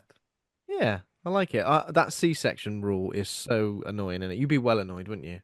Oh, no one can kill me. Walking around thinking you're invincible, and then suddenly knife in your body. You're like, what? Yeah, And they'll yeah. go, wink, C-section. Tell Oh, you what, mate, fucking hell. that's not to forewarn any Macbeths out there. So I was born, mate. So if you see me coming, Oh, Macbeths, Jesus. just You were not fucking born watch of a yourself, woman. all right? The You rules should do mess not with people and go, I apply. wasn't born of a woman. Say that to Yeah. people. And they'll go, what could you possibly mean? They What say were you you and Macbeth, derived, and if they, delivered by stork? yeah, And me and the also, Grinch, you could also get killed by a seahorse. yeah, seahorse born by. So Giant, basically, if giant you're Macbeth, seahorse. if you're Macbeth, you have to watch out for a few people: the Grinch, me and my sort, Oh, seahorse. Yeah, and that's it. seahorses. And Me and seahorse. my sort. Andy Conduit Turners, The Grinch, and Little Baby Seahorses. Grinch. Now you know that ability. You'll know if you're ever in a fight with someone, like one of an enemy at a future live event, Ben. Yeah, Someone says, actually, there's a prophecy, so don't even try me. Don't even try me, actually, Ben, because no man of woman born can kill me. Just tag me in. I'll tag you in. Yeah, I'll Wrap a do that, chair and around his head. you'll emerge from a smoky door like in Stars in Their Eyes. Do, do, do, do, do, do, do, do, do, do. Just come out. Here he is. There we go. Who's Banquo in Macbeth? I Oh, now remember you're that testing person. me. I think it's another one of the king's men, but he's not a baddie. He's associated with it all, but I forget where he Yeah, lands. there we go. And what this is making me see is I would watch this opera about Yeah, this because I'd watch Macbeth. I don't speak Italian, or I think that's always a thing. oh, I've you're never right. been to operas because I think it's very impressive that the singing is happening, but not speaking Italian, I won't understand what they're saying. Yeah. Mm. But they'll be singing it anyway, so you just be along for the ride. It's difficult to understand people when they're singing anyway, most Yeah. of the time, especially if you listen to, I don't know, Blink 182. Anyway, so Um, so um, she starts on her first day, dresses as C-3PO, and does her first performance of Macbeth. And she gets on very well with the Ravens. I think she performs admirably for oh having yeah, all the those Ravens love birds her. about the She don't place. mind when the Ravens like land on her shoulder, Oh yeah. all that I think it's stuff. an Carried on. absolutely. If I imagined when I'm watching that bit, if I was in that audience, you'd be blown away. You'd be talking about it on the train home, wouldn't you? You see that Mm. bit when the Raven landed on her arm, she kept singing. How'd she do Brilliant. that then? Had a little bit of seed there ready for it. Uh, Little yeah, but what ginsters, steak while this slice. is happening, so as with any Giallo movie, we get a lot of the scenes of the killer lurking in the shadows, close-ups of gloves, close-ups of various other body parts, never seeing the face, although he does wear a balaclava, doesn't he? So And he that's is balaclava, hidden. and the killer's there at the theatre having a watch of her doing her singing through his Binoculars. binoculars. He's got his Mm. knockers out, and he has a little look down his opera glasses, and I love the bit where he's sort of watching, and he's determined he's going to see this whole thing, so he properly like goes down to start at her shoes, so then he can properly look up from the beginning, He's and loving it. then just while he's in there having a look at this, bloke comes in to the Ruins it. box and goes, "Oi, this box is just for staff. What are you doing in here? Get out! This is the staff Why is there a box just for royal staff? box." And I feel like it's unfortunately the for this most member of important staff, box. yeah, like the royal box is just for staff. Yeah. Um, and unfortunately for this member of staff who's just doing his job, there's a very sharp kotuk in this royal What box. is it sharp or is he just like push him with I was horrible gonna say it force? looked pretty blunt, and I was like, oh. I don't. It is a kotuk no more sharp than you would have at any primary school. Yeah. Why? So that kills him, right? So Kotick in the back, dead. Yeah. That's it. I guess he gives him a couple of bashes in it. And in turn, some lights get like knocked down Hmm. and Yeah, smash onto the ground. that scares everybody. Yeah. Yeah. And then later on they go, "Oh, don't worry, someone's dead, but it's just an accident." Yeah. Didn't they say Oh something? yeah, it's Oh, fine then. he fell on something, and you're like, right, okay. Whoa, Oh. whoa! Ah! Fell backwards onto a blunt Kotick. In real life, that just bruise you pretty badly if you fell onto it quite hard. When in Oh, the bit where he was watching through the little binoculars, he makes that little cryptic line, doesn't he? Where he kind of goes, "Oh, you finally returned," or something like that, doesn't he? You finally Like returned to again, C3PO. I've been and I waiting think for you. again, like we were saying about the red herrings, instantly in my head, I was just like, "Is it like her dad?" Do you know what I mean? Like it's kind of yeah. already starting that thing that it's someone she knows, maybe from the past. Well, I mean, Yeah. for me, I was even for a lot of this film a little bit fooled in the fact that sometimes just before the murderer turns up, there's a red herring just for the audience, whereby we get an internal shot of a brain like pulsating, Yeah. Yeah. and then the killer turns up. So I thought, is this a Gabriel situation? Is Oh he a yeah, for little sure. Yeah. backwards boy in her head? Is this a very Gabriel situation? Is this a brain? Is this a brain on legs? Well, yeah, it is actually. And when your Um, brain does that little wobbly bit, and ooh, I'd have been convinced for a long time that Yeah. the little girl was a metaphor because we only ever see her like until she turns up at the end. So, oh yeah, I'm yeah, your neighbor. that is I've been weird. real the whole time. There's obviously a flashback as well that's quite key, which we were led to believe is Betty. Like it's a dream that she always has, and it's something that she experienced when she was younger. Somebody Mm. getting killed and her witnessing it. That's right, isn't it? Yeah, Hmm. A childhood recollection. It almost looks like this. It does look like the same figure, doesn't it? yeah. Yeah. But again, I'm not jumping ahead. But does that? I'm not going to reveal it yet. But does that work in terms of like the ages of these people? I mean, the ultimate killer, who we'll name later, has aged very well, I would His say. age Yeah. very well. What's this? Oil of Yeah. Olay? Yeah. Well, So it's he fine definitely actually, has. because when I reach a certain age, one of my eyes is going to be gouged out, so I'm going to pay the price. Yeah, I'll make the most of my years now, Pay the knowing that ultimate this is going to price. happen. Um, So um, Betty does have a boyfriend as well, although I'm not convinced by this guy. He's oh, ever so What, clean you cut. mean the stage manager guy? The Yeah, it stage says it's her manager guy, boyfriend, Mr. Public School. Yeah. Stefano. So this bit really confused me because like why I'm jumping ahead obviously, but like why after there's like a death of someone that she's apparently in love with or with, She why don't does she care. just kind of she just takes off? And the first person she meets, she don't even tell. She don't even go. No, this is what I mean. So Any I was feller's just thinking been like done in.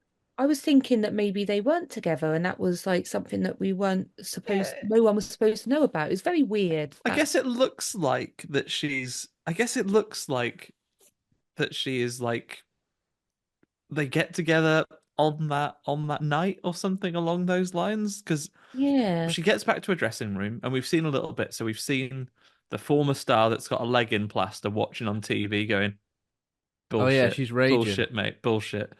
Froze. Oh yeah, and then she sends a gift, and the gift says, "Well done." You But poisonous little viper. it's like, yeah, well done, you dirty old snake. You Yeah. basically, well done, you horrible ugly slag. And basically, it's a jar of piss. I don't know. I definitely think it was a jar of piss. It's a I jar can't of think piss, of anything or else. like she says, like acid or something. It proper stinks. Yeah, And I something that think we're supposed to absolutely believe it's perfume, but like obviously absolutely isn't. hums. Yeah, and she's just gone. Tell you what, you spend all this time boiling my piss by being so bad. This is what This happens. is my boiled piss. That's Um, exactly what it is, and they pour it down the drain, which is so grateful. before he arrives, though, this is when she first gets to her. Beth gets to her. Um, Betty, sorry, gets to her dressing room, and the first person that knocks on the door is a big fan. Got her a flower, and they try to have a conversation. Say, "Oh yeah, I'm a big fan. Have an autograph." We noticed Driving this, mad. So many people bump into. Excuse me, I'm just going to walk but past her this side. also Excuse they're me. like right next to the door, and there's And space there's so behind much him. Why are they space. Yeah, getting walk between the two behind of them? him. Walk behind them. Excuse me, It's I'm just just going to walk in between the two of you right now. with a Sorry. big old plank of wood. Sorry, Yeah, excuse plank of wood, pane of glass, like loads of stuff that goes past. Man walks into a dressing plank of room. wood, pane of glass. There were no panes of glass to be seen on the stage, but they're like, "Excuse me, got to come through this." A guy walks in with like, even though this fan had just given her a rose, he walks in with like literally the world of flowers to put Yeah, on her desk, and then this is when the present arrives, and the stage manager is there. I love the shot here of them pouring the minging piss. perfume down the sink. Yeah, it was good. Yeah. And he plays the whole choking fit. And you're I'm like, dying. I oh, was what is convinced it? by And he's that. like, I thought it was some sort of got yeah. when you put too much bleach down a toilet, and then you realize you've killed Gas. yourself with fumes. Yeah. And he does the obviously a real winning thing.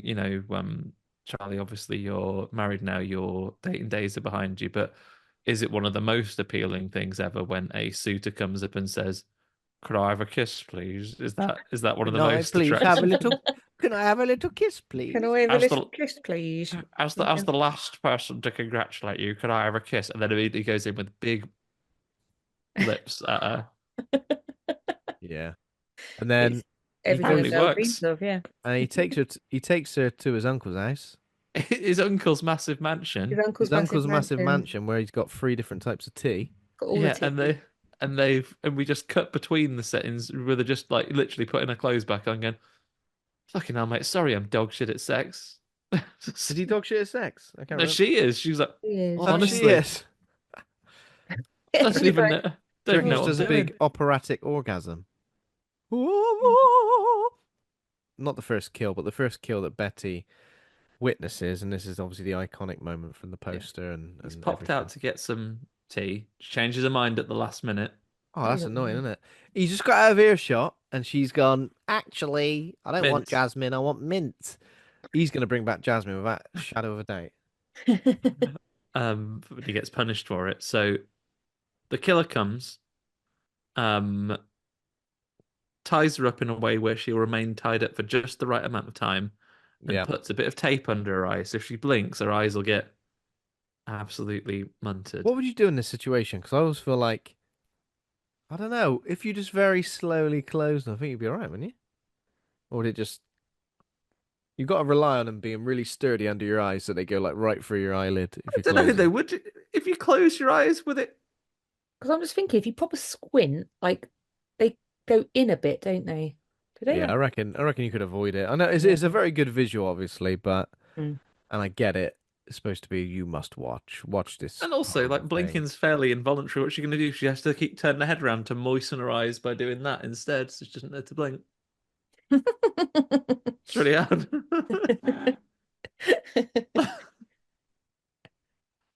Taking for stare going, man. You got to moisten your eyes by turning them. Moisten them. Yeah, I'll get a Oh little yeah, bit. yeah, that's I'll good. get a I little like bit that. That's moistened very when you good. turn your A head. little bit moistened. Andy's not blinked a day in his life, and if he does, he just Save does it so out much of time. necessity. It takes too much time. Exactly. That takes far less time. I'd have been no good. I'd had poorly eyes in no time because it's really difficult not to blink. When you watch something where someone can't blink, you try and do it as well, don't you? You try and play I'm along. not big limmy face then. What, Um, when he gets woken up? yeah. No, I've never done the no blinking game. I've done the holding your breath game when that little Oh boy from yeah. Cheltenham and Gloucester tries to outdo those divers getting the Oh pearls. yeah. Tried to hold my breath for that whole A advert. little boy from Cheltenham and Gloucester. He's dead. He's at the bottom of the ocean. Oh, he's dead. He didn't do it. That He didn't one. do it. He Yeah. didn't make it. Yeah, I Um. tried to hold my breath for all that one, but I've never tried So to not blink for the time of those murders. while this happened, the murderer kills him with like weird cake slice knife, right? Yeah. And where's he hiding? Is he hiding behind where she's tied up going? I don't know. It's weird, isn't it? He He walks comes over. from What the are you side, doesn't he? doing? What are Straight you up doing over there tied up? Yeah, and then he jabs it into his throat. We see that shot where the his knife mouth. like is in his Up mouth. through That's his pretty up through good. his mouth. Feels pretty brutal, doesn't it? Like I was just trying to think about like how gore plays out on screen in comparison to things like Terrifier, which obviously are extreme cases of it. But thinking of things from decades ago and how gore used to play out, this still feels pretty Yeah. egregious, pretty sustained, like in terms of the like when Hmm. she stabs him over and over again. And he gets brutally murdered. And then as Charlie says, Betty goes, well, I'm off. Yeah, just legs it, absolutely legs it. And yeah, and obviously the sort still of got a tea in her hand as she goes. Yeah, and she but it's not even like crying or panicking. She's just, and it's like a really like somber like song, like a jaunty little going for yeah. like a little evening stroll walk Well, playing. when the murder takes place as well, there is that sort of like metal That song, which little is song that kicks off. metal Yeah, butt rock song, which doesn't that's feel pretty like a fun. Brian Eno, Roger Eno arrangement, but it is apparently. Um, yeah. So yeah, she walks off with her tea and just takes a sip and goes, "This fucking Jasmine, you fucking useless twat." Yeah. Um, he's Um, dead. and There's then and goes and phones the police from payphone. well, what seems to always happen is that the director, old, what's his flavor? What is his name? It's Ian Charles. Ian Charleson is the actor playing Um, Marco. That's it. So the director, he is Marco. literally always there when a murder takes place. He'll appear 10 seconds later and go, "Bloody, I've heard what's happened. I've heard what's happened. It's awful." Yeah. And obviously, we're supposed to go, "How do you know that?" Then I bet he's the bloody killer. Yeah, Mr. Red Herring or his girlfriend, Or Mrs. his Red Herring. girlfriend, whose length of hair Hair changes changes scene to throughout scene, the doesn't it? entire film, yeah. At one point, she's talking to him about Betty and goes, "You want to take her to bed, don't you? I'll just so you know, I've been on 2 planes to come here and see you, so don't be mucking about." Just stop thinking about taking her to bed, all right? I'm thinking about Yeah. taking her to bed. But Give it a why does rest. her hair change? Like she's got like shoulder length hair, and then later on she's got long hair. And I said to Charlie, "I'll probably just extensions." But then you said in 1987, Yeah. No. Yeah, no, Laura Pope went knocking them out back then. is that No, true? exactly. I was like, no.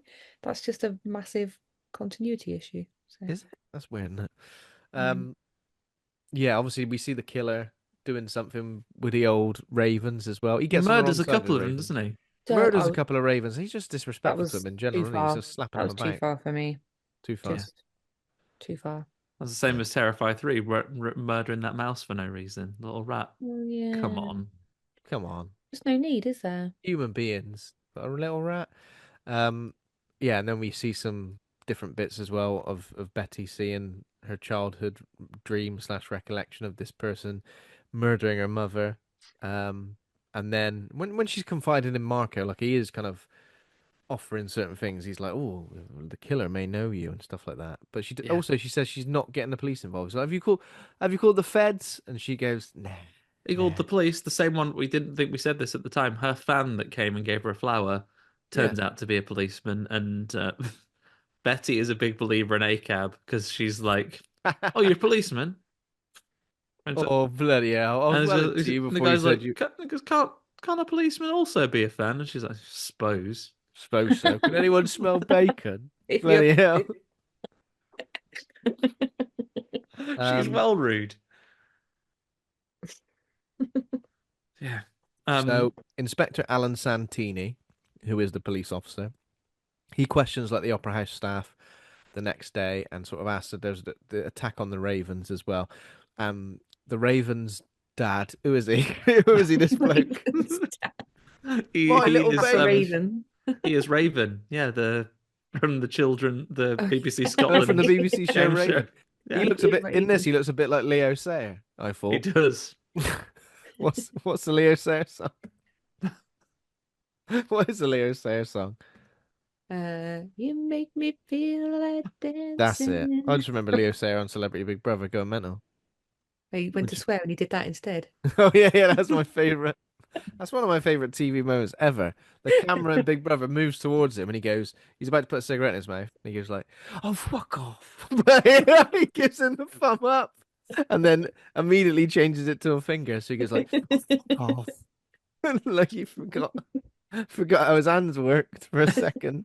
The belter. But in this, Leo Sayer is a lovely, lovely Looks raven, after his ravens, lovely and raven keeper. obviously he was ready to walk with the ravens Yeah, he said that. if Mara, the original horrible opera singer, had continued to be mean to the ravens. He was like, "I'm going to leave with these ravens." Now two of them have been murdered, and he's well, Yeah, I he's think hell at this bent point, on. this he swears revenge. He's like, "We'll come up with a plan to catch them with the ravens later." I think is Yeah. this the point where he actually gives us Chekhov's animal Yeah, he does. biology lesson, Yeah, I where think he Yeah, he's he like, does. does say, doesn't he? "Ravens, remember, if you fucked them off, they'll get you." Ravens never forget. They always remember a face. That's And they true. will That's a they real will story about it's ravens. true. They will follow you to the ends of the earth, even if you're a retriever, and they will batter you to death if Take your you eyes out. even if you just I don't know, refuse to wave to them one morning, they'll remember that and they'll fuck you up. Um so yeah, what happens next? Is it the Oh yeah, we got the seamstress girl as well. Ah, yes. So the Julia. seamstress She's a is, bit of a card, isn't she? yeah, well, she's Julia's noticed. Well, when the ravens are being murdered, the killer also slashed up Betty's Mm, C3PO costume. mhm. And Yeah, what did you bloody do that for? the seamstress says, "Right, we can fix this." And then while she's trying to fix it, she finds there's a like a golden tag with like an inscription on it. Yeah, and then she says like, "Oh, you didn't have any gold on you, did you? This is yours." And she's like, "No, it's not mine. Said, "Well, What could it bloody be?" I can use this to find the solution to the puzzle of who the murderer is." Yeah, And while she's off to get a magnifying glass, the killer comes and once again ties Betty up in a special watching cabinet that was Like a in the little room. display cabinet, isn't she? She's Yeah. like, Julia is weird because she doesn't approach the situation of like a killer trying to kill her in the way anyone else would. She like no, she doesn't. She kind of, she laughs at him. And I'm going, well, that's it. You shouldn't be doing that. Don't laugh at laughs at him. him. Then she also says, "Oh, you're after this, aren't you? This bloody gold thing." Like that's a weird assumption to make. Also, when she does manage to like get the upper hand on him, she takes a moment where she goes, "I'm going to go back and take his bloody mask off so I can Oh, see who before he that, is." she almost gets captured first because she gets an iron chucked in her back. Oh yeah. The small of Oh, her you back. She's bugger. going, oh. There's a lot of back injuries in this, isn't there? Yeah, she gets an Does iron go in for the the back, back. and but then gets the upper hand on the killer. How does she knock him out? Does she give him the iron right back in return? I think so, yeah. Yeah, Because she's that's not how you bash someone with an iron. This is like he, EastEnders. yeah. Someone got hit with an iron in that, didn't they? Oh, I Did imagine they? so. My most Home memorable Alone. EastEnders death is what's it called? Saskia Oh, the got ashtray. Saskia with an ashtrayed. ashtray. Saskia. Saskia got ashtrayed by Spandau Ballet, didn't she? Spandau Ballet, yeah. Mine. Not mine. My friend was Right? playing that VR game Super Hot once, and we were all watching. You And there's a might bit, camp someone. there's a bit on it where you like you can like grab an ashtray and throw it. Saskia. And he went, "Take that, Saskia." It's such a, it's such a great reference. That's a verb for killing anyone with an ashtray. Take that, Saskia. It doesn't happen so much nowadays with a I don't smoking remember what ban, she looked obviously. like. What does Saskia look like? That's like short blonde hair. Yeah, short blonde hair, yeah. Bless Very her. 90s. Yeah. So she doesn't get Saskia, she gets ironed. She gets She gets gets misery. ironed out. Have you Yeah. heard that phrase as well? Like ironed out? Like if you iron someone out, do you know what that means? No. Like deck 'em. Like Oh, so she literally did get ironed out. Yeah. Well, she irons out the killer briefly, but Yeah, then she pulls off the mask. and goes, and she goes, "Oh my god, it's Yeah. And I don't know that without revealing the murderer. Have they met? yeah." Oh, I guess maybe. seen him around. I think there's a lot of like, oh, people have seen him around. Yeah. Like, oh, Yeah. it's So this person who's been she- here, like lurking, and again, that makes us think, okay, now we're gonna have seen this person already. It's not gonna be a brand new character for us. We're gonna know who it is Yeah. as well. She gets strangled to death while trying to reveal who the killer is.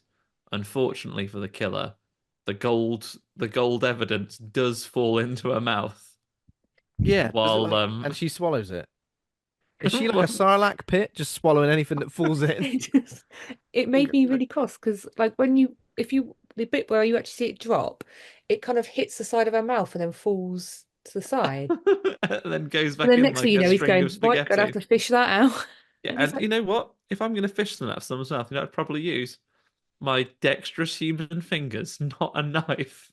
I'm just gonna use a knife. It's because it's already in her stomach. That thing that she swallowed Yeah. 1 second ago, it's already in her I stomach. was laying down, so even gravity hasn't done anything. Yeah. Yeah. Get it down there. It's not just at the back of your throat or just in your mouth. Like I'm gonna you know what? If I ever come up against the dangerous killer from opera and they challenge me, say, right, I tell you what, I'm gonna kill you unless you can beat me at a game. Say, operation, mate. Rubbish at it. Operation. Yeah, 100%. He's like Don't know where gouging anything is. around with a knife in there. So he slices her up, in order to get it back for some reason. I'm assuming he left it there to be found anyway, right?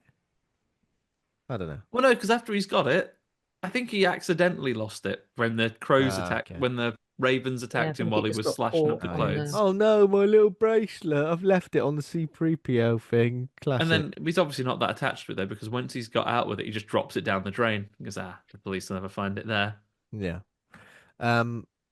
Okay. Assailant does that awkward thing where he unties Betty and flees. I love at the end of each one. He's like, "Sorry about that.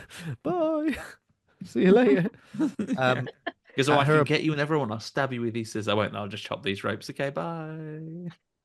Back at her apartment, so Santini sends over a detective, Inspector Suave.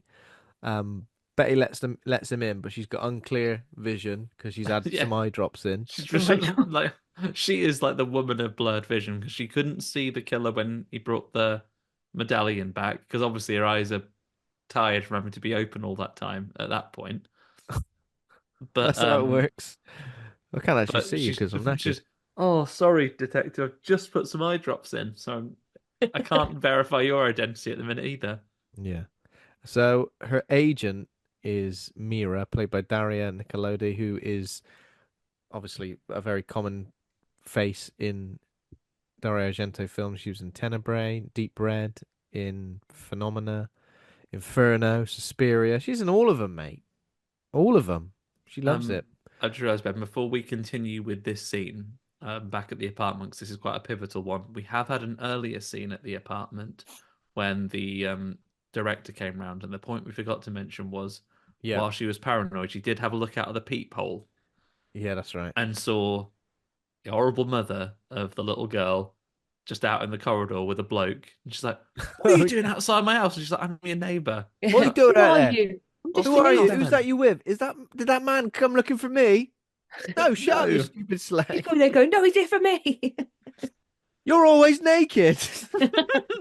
You're a disgrace. She's actually clothed in this moment, though. I don't Yeah, think she's we see her naked in the once. in So the that little girl corridor. accusing her of always being naked is actually incorrect.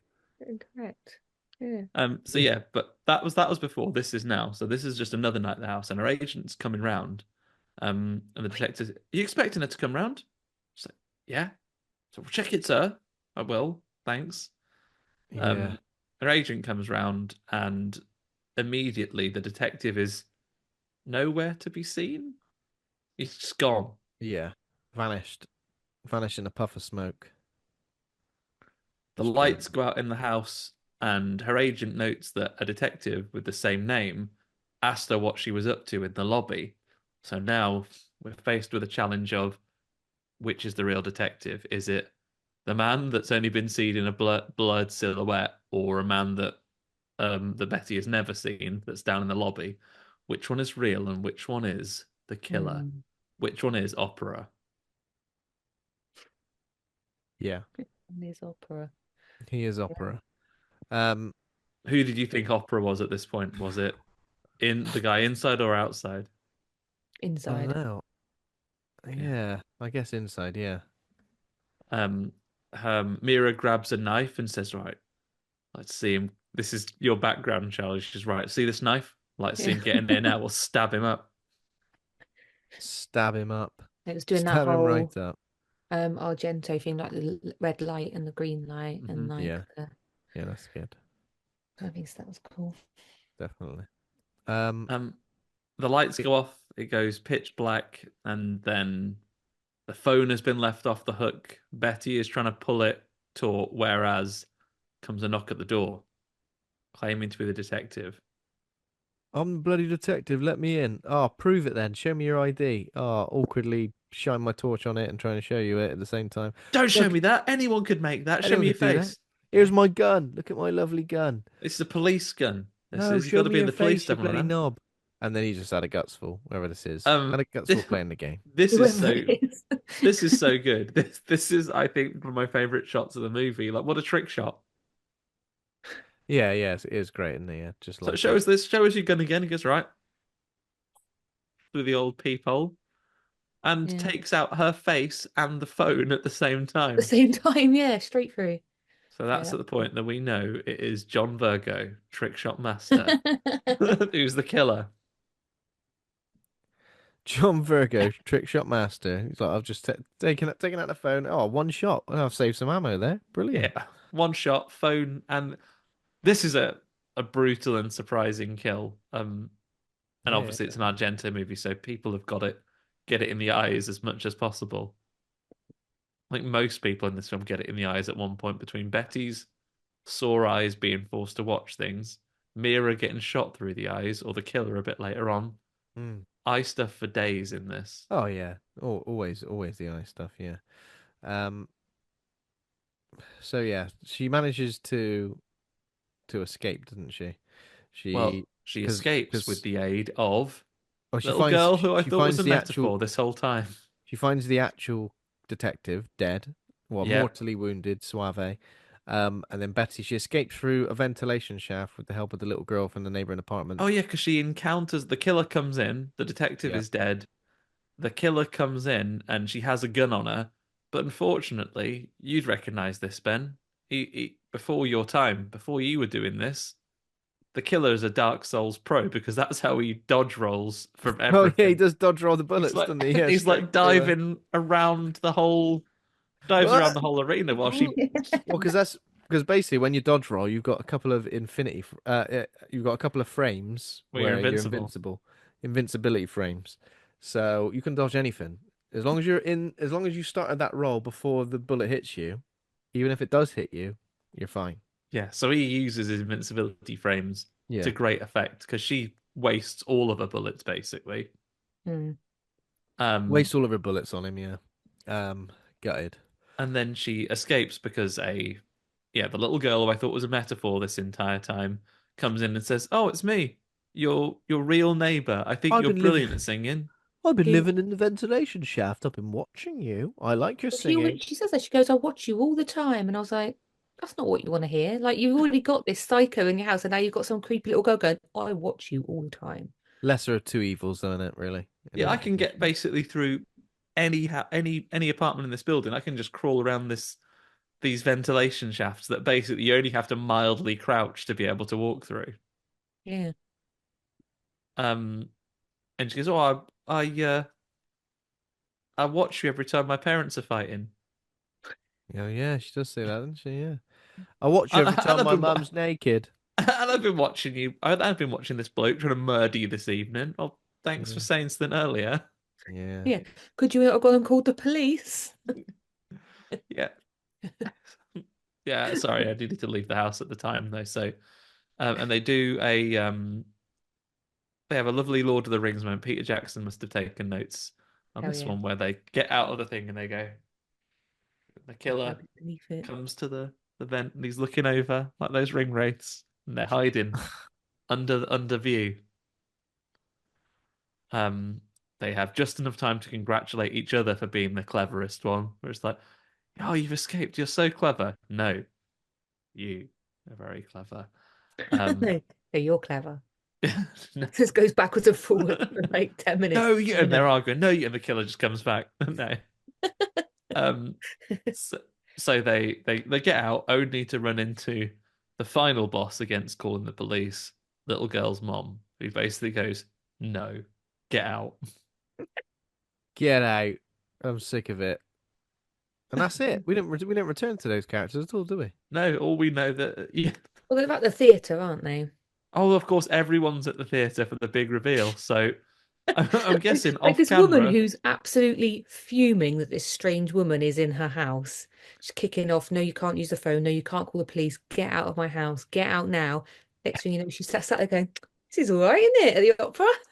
Yeah, slaps her daughter for saying she's disgraceful for always being naked. And then Slut make shamed up. They have a by your nice kid. little. Slut Um, shamed by your own kid.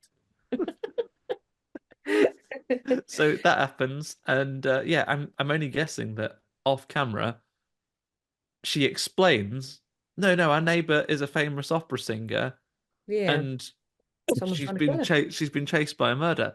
Said, well, actually, and I love her singing. Actually, said, well, finally, you've opened up to me about things you actually love. Maybe I need to start relating to you better as a mother. How about I take you to the opera tomorrow? Thanks. Thank you very much. How And I kind won't of be you. naked.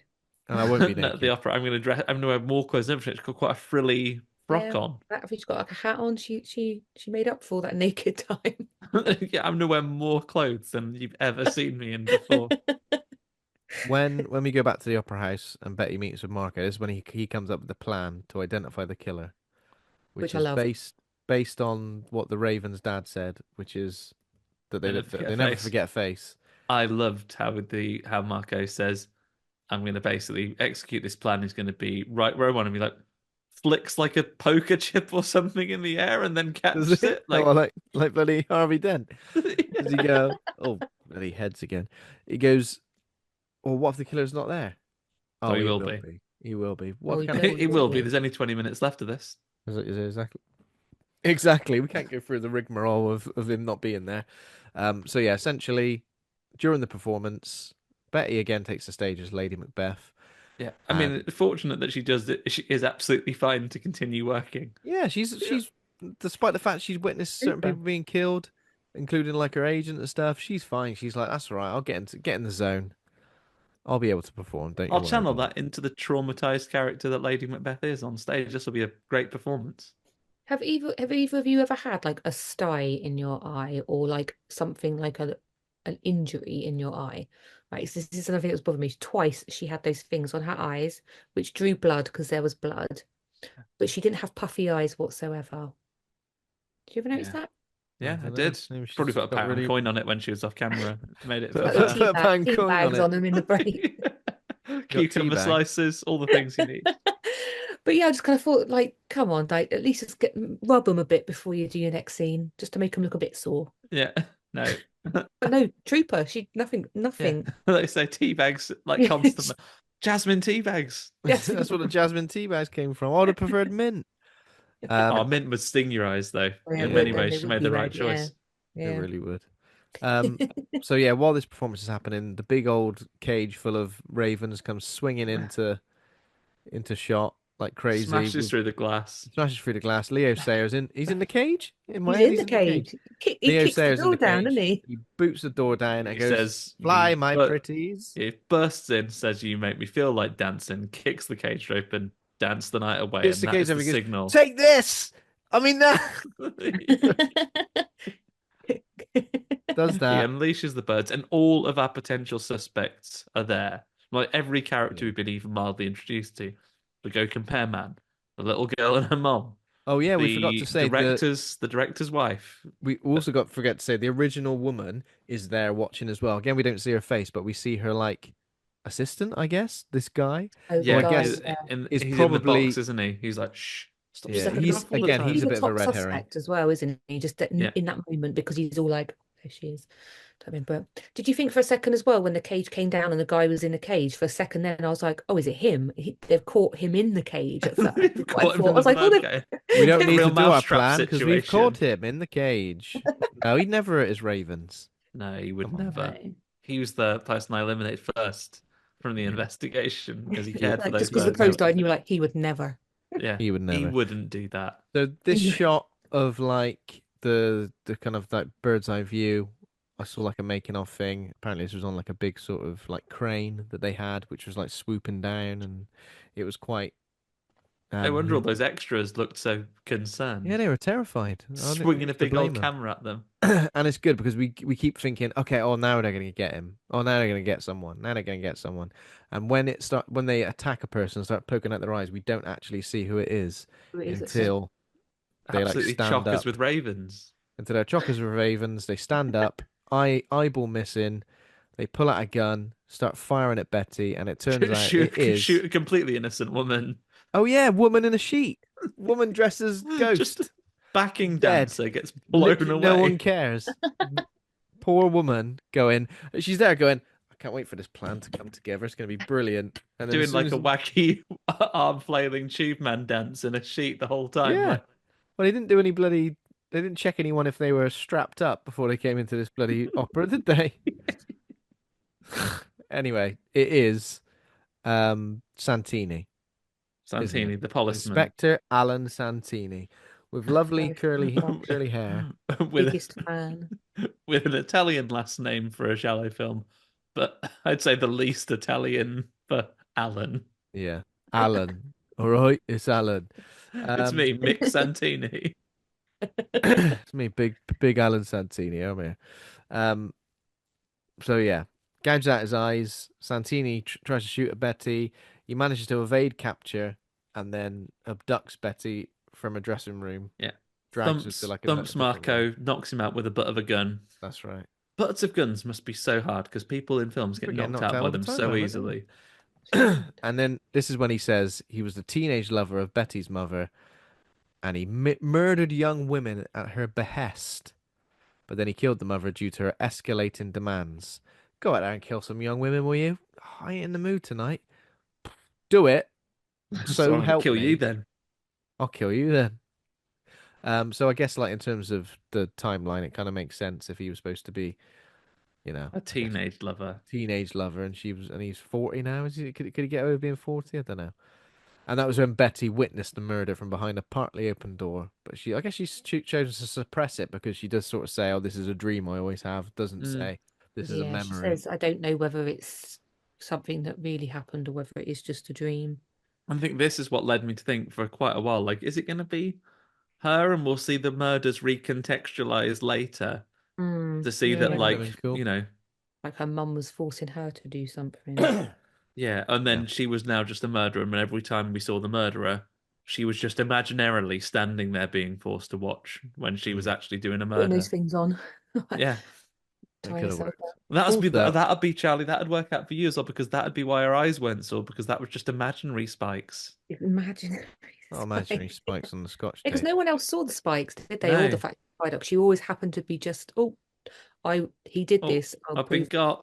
I've been Did he take the captured. spikes away before he went? I need these. I've only got one. I've only got one set. Yeah, he must have made numerous ones because she found one in her pocket at one point, didn't she? She was like, Yeah. no, not one of those. Not one of bloody those. Oh, it's like when when you've packed for a trip and you've put your razor in the bag and you reach in looking for your deodorant. You go, oh, Got a tiny little cut on my finger now. It's So gonna take months Santini's to heal. so Santini's desire to kill was rekindled by Betty's appearance. He sees her as her mother's reincarnation. Doesn't make any sense because she existed at a time when her mum was alive. Before her mum was dead. You Yeah. can't be the reincarnation of someone who was alive. Yeah. Makes no sense. Makes no sense, you idiot. Also, Explain if that. Listen, Santini. listen, Santini, if you had your eye gouge out as well, you'd be in agony. He's just chilling. Do we think that he was in the car that ran over the original That would make performer? sense, wouldn't it? I don't know if Thing that is, if he tells only us, went mad but- again after she was nominated, do you reckon he did Oh that? yeah, that's true. Has he caused his own madness? Yeah. But He how was did he know that she was gonna? Because like he must have known that she was the understudy Yeah. because he's the one that phones her before she even gets offered it. Yeah, Because he's that's like, "Oh, true. you're gonna be Lady Macbeth." So, at what point did he find her and start obsessing over her? Yeah. maybe we'll get a prequel eventually. Maybe there's Santini, just called a previous Santini. year where she's just in panto. The White and the Seven Dwarfs. She's in and you're like, "Oh my Panto. God, She's it's in her." Panto in Skegness with Freddie Starr and Keith Chegwin. And he goes, "She's great. Who is she? She reminds me of someone." Oh, it's that woman I used to tear about with when I was a teenager, who did all those murders for him until she Yeah. became Oh, too demanding and I suddenly killed her. my desire to Oh, kill her is too. reignited. I wonder what she do. I wonder what she does next. Understudying an opera. Bloody hell, she's getting ahead of herself. But yeah, he blindfolds her. So obviously this is a nice juxtaposition on, he wanted her to force her to watch, So but that now I he's don't need to getting her watch now because my eye's been pecked out. So now it's the opposite. Blindfolded, ties her to a chair, and then sets fire to the room, slings a load of gasoline around, sets fire to the room, he and then does that gets confrontation in the fire hazard room. Just loads of dry newspaper, yeah, load of dry solvents, newspaper, solvents, Tanner Pet. Because obviously he Tanner never planned to have petrol. that confrontation. That can of petrol must have been there already. Tanner petrol, Can of petrol, newspaper.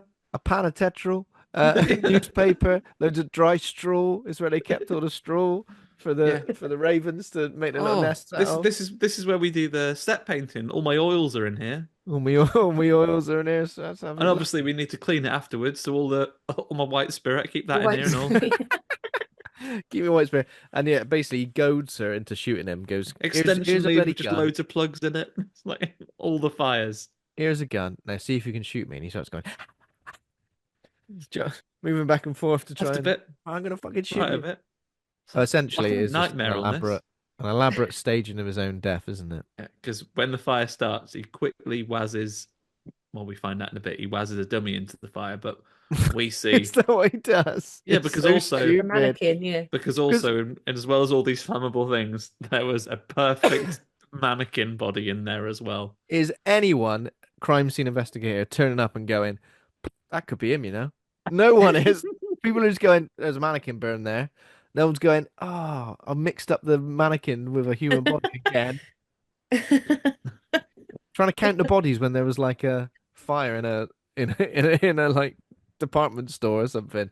Oh There's tons no! of people in there and it I've was never- closed.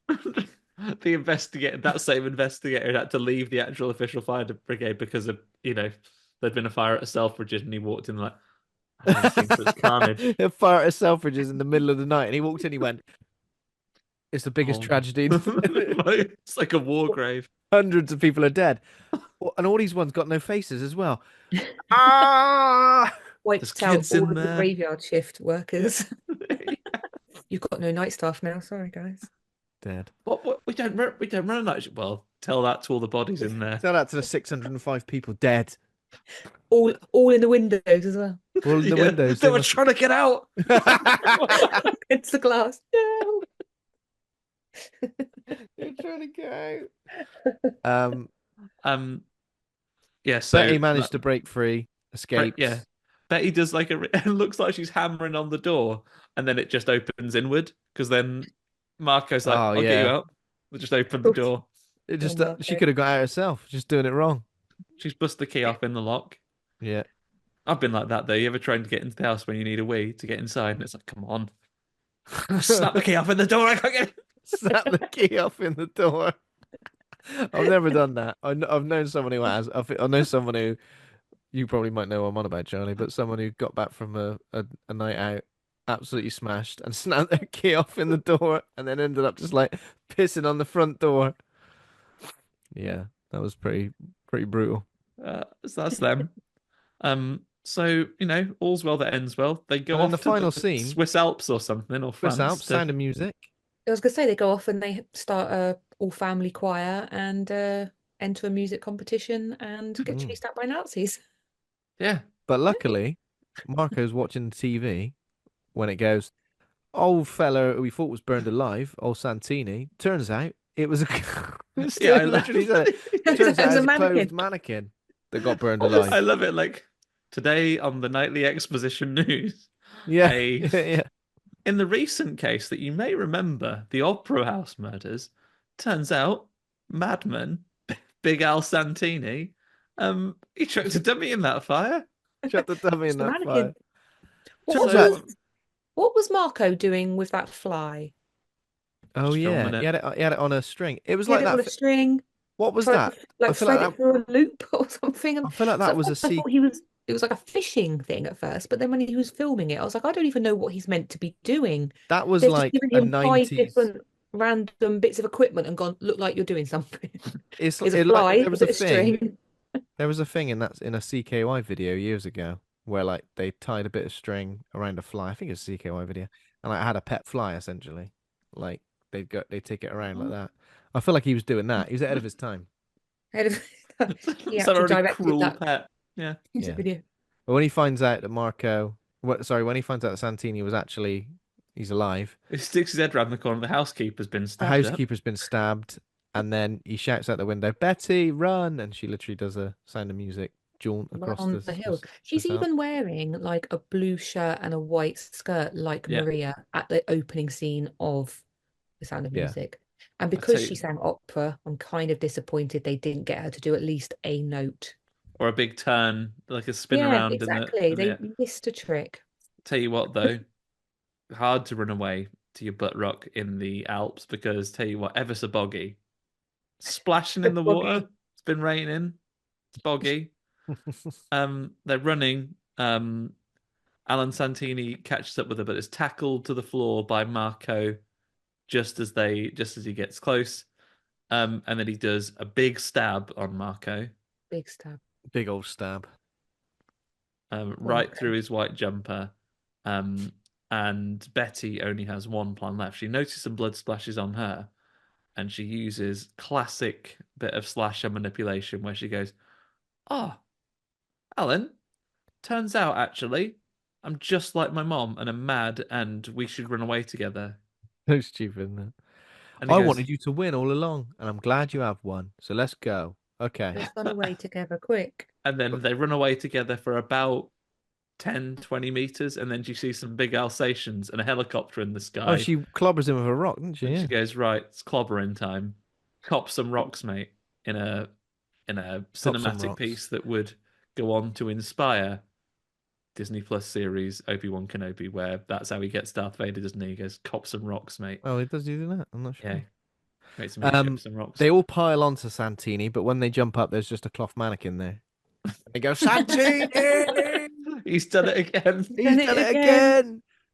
I know it says clothed mannequin. I can't not read it, but a clothed mannequin for some reason. This mannequin's been clothed.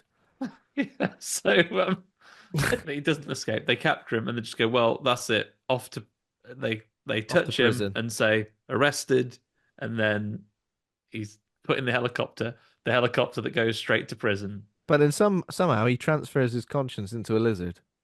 I was gonna say what? And then she's like, Yes. freeing that lizard. Off you go, friend. Yeah, it's just a random What is bit the where lizard? What is the lizard trapped in? Don't Just- know. Crisp packet. it's She just has trapped like a in, little it says here, smile to herself, doesn't she? trapped in a meadow. Trapped in a meadow. Just trapped under a blade of grass. But by your very nature as a lizard, you should be able to maneuver yourself through a meadow and grass. And he's only gone and got himself trapped, Tangled up. tangled up in a thing. She picks up the lizard, Says, and go turns out free. he's a cloth mannequin as well. That's the horror movie power I want now, to be able to imagine that Jason Voorhees is after you and he like machetes you up and goes, hang on a minute. It's a cloth mannequin. It's a cloth mannequin. I do love that. I still just love it. Just some idiot, like first crime scene investigator, has just got sacked because he's identified a cloth mannequin as a body. He's gone. There was a fire in that Madame Tussauds, and but load of celebrities must have been visiting because there's loads of them dead in there. Oh God, right, I've got to get on Twitter. They're all melted. R.I.P. The Rock. There's a Kim Kardashian R.I.P. one. Dead. I Kim don't believe Kardashian they was were visiting. all She's dead. they were all there at Madame Tussauds on this The one Beatles fateful were night. there. The Beatles were there. They're all dead. Tupac's there. He wasn't dead all along. He was there, and he's now he is He's, dead. he's the only one that can escape because he's a hologram, isn't he? Not a waxwork. Passes through the wall.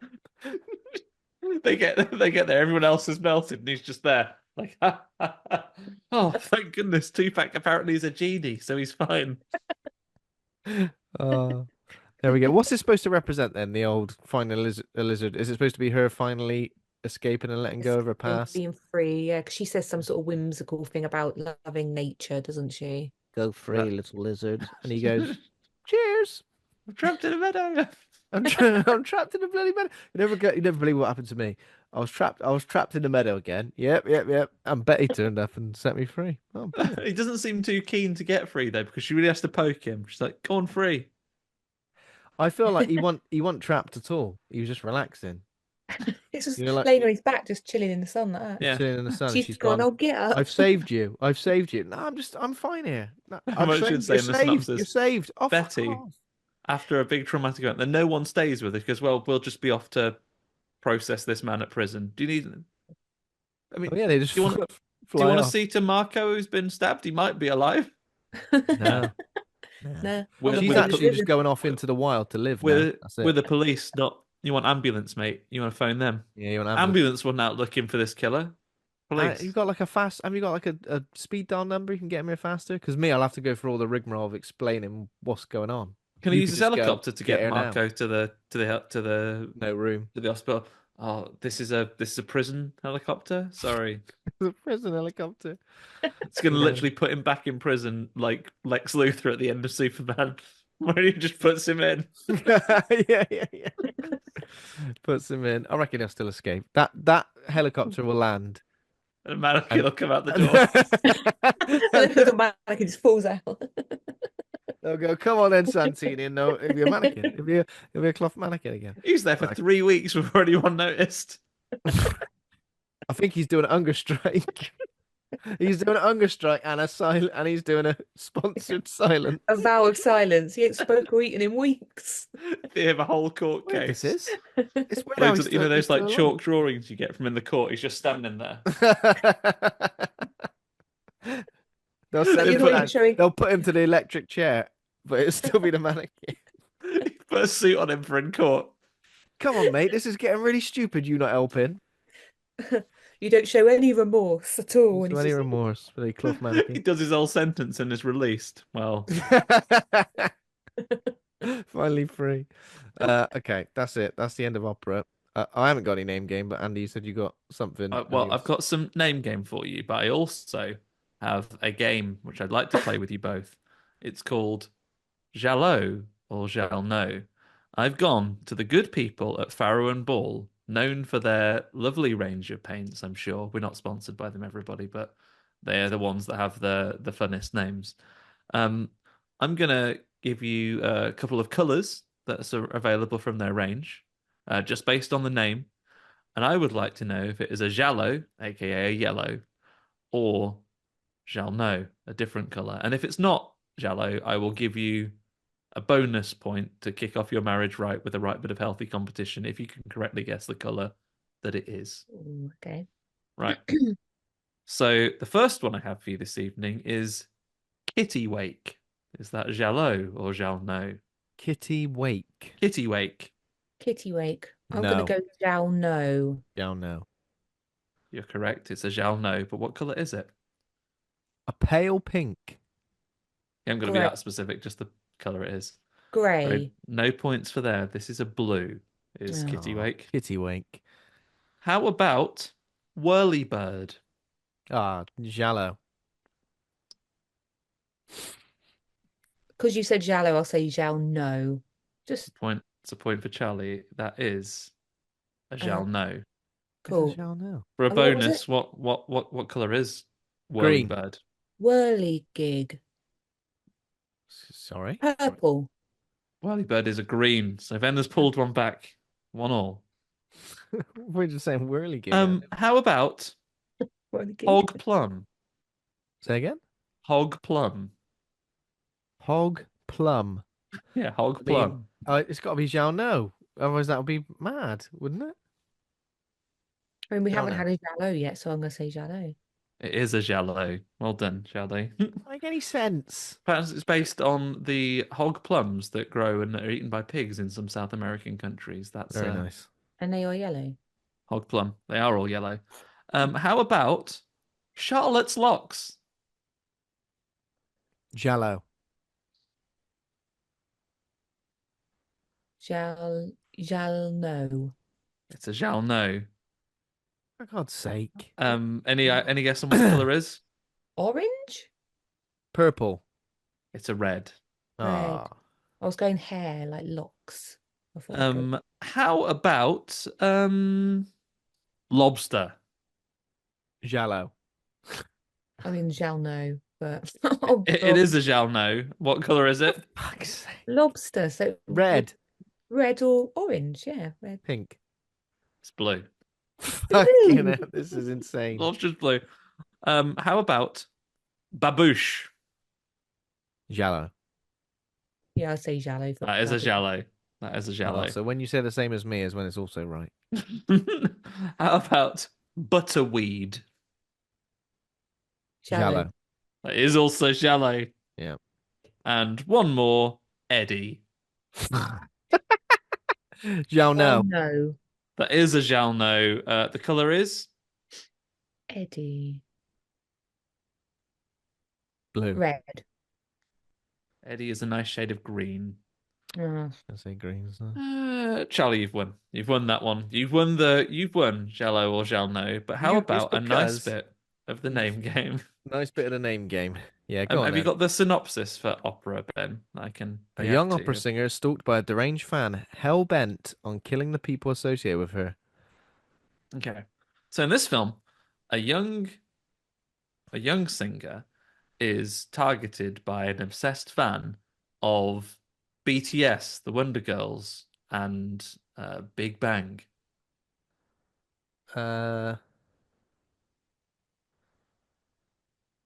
Like K-pop. Finish that word. So it K-pop. rhymes with K-popera. K-popera. Very good. Opera. K-popera. In this film, a young singer is terrorized by a kaiju associated with reincarnation and the queen of the monsters. Mothra. Mothra. Very good. Don't try and slide in there and steal my point, Charlie. In this one, following his fall from grace and cancellation and moving into more controversial circles, a young opera singer is terrorized by a CGI rabbit voiced by Russell Brand. Hopera. Hopera, very good. CGI rabbit voiced by Russell Brand. Rabbit. That would be so weird going back to that film now, wouldn't it? Yeah, it would. The funny Easter Bunny indeed.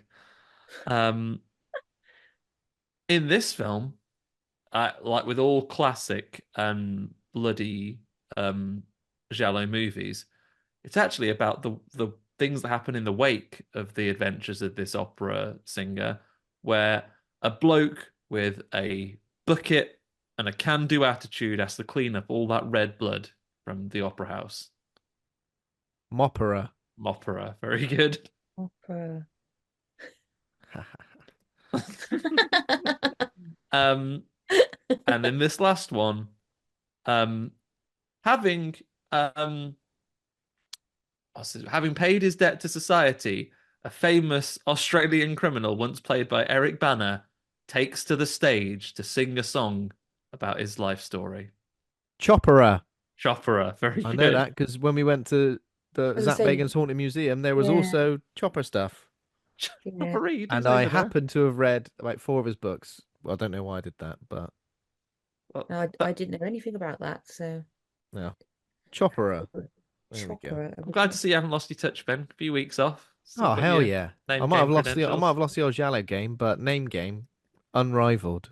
Clean, clean, clean sweep, wasn't it? Yeah, I think it was, absolutely yeah. clean Sorry, sheet. Charlie. No misses. Well, that's that then. I guess all that remains for us is to rate the film. Rate the film, A to F. Pluses and minuses allowed. Rate good or rate bad. Charlie, how do you want to rate it? Um,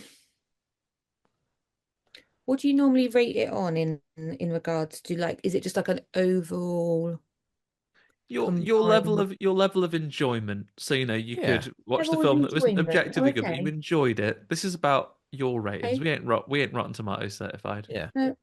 I would probably go for a B plus Oh, for an entertainment kind of how much I enjoyed it. Kind of put a smile on my face kind of reason. Yeah.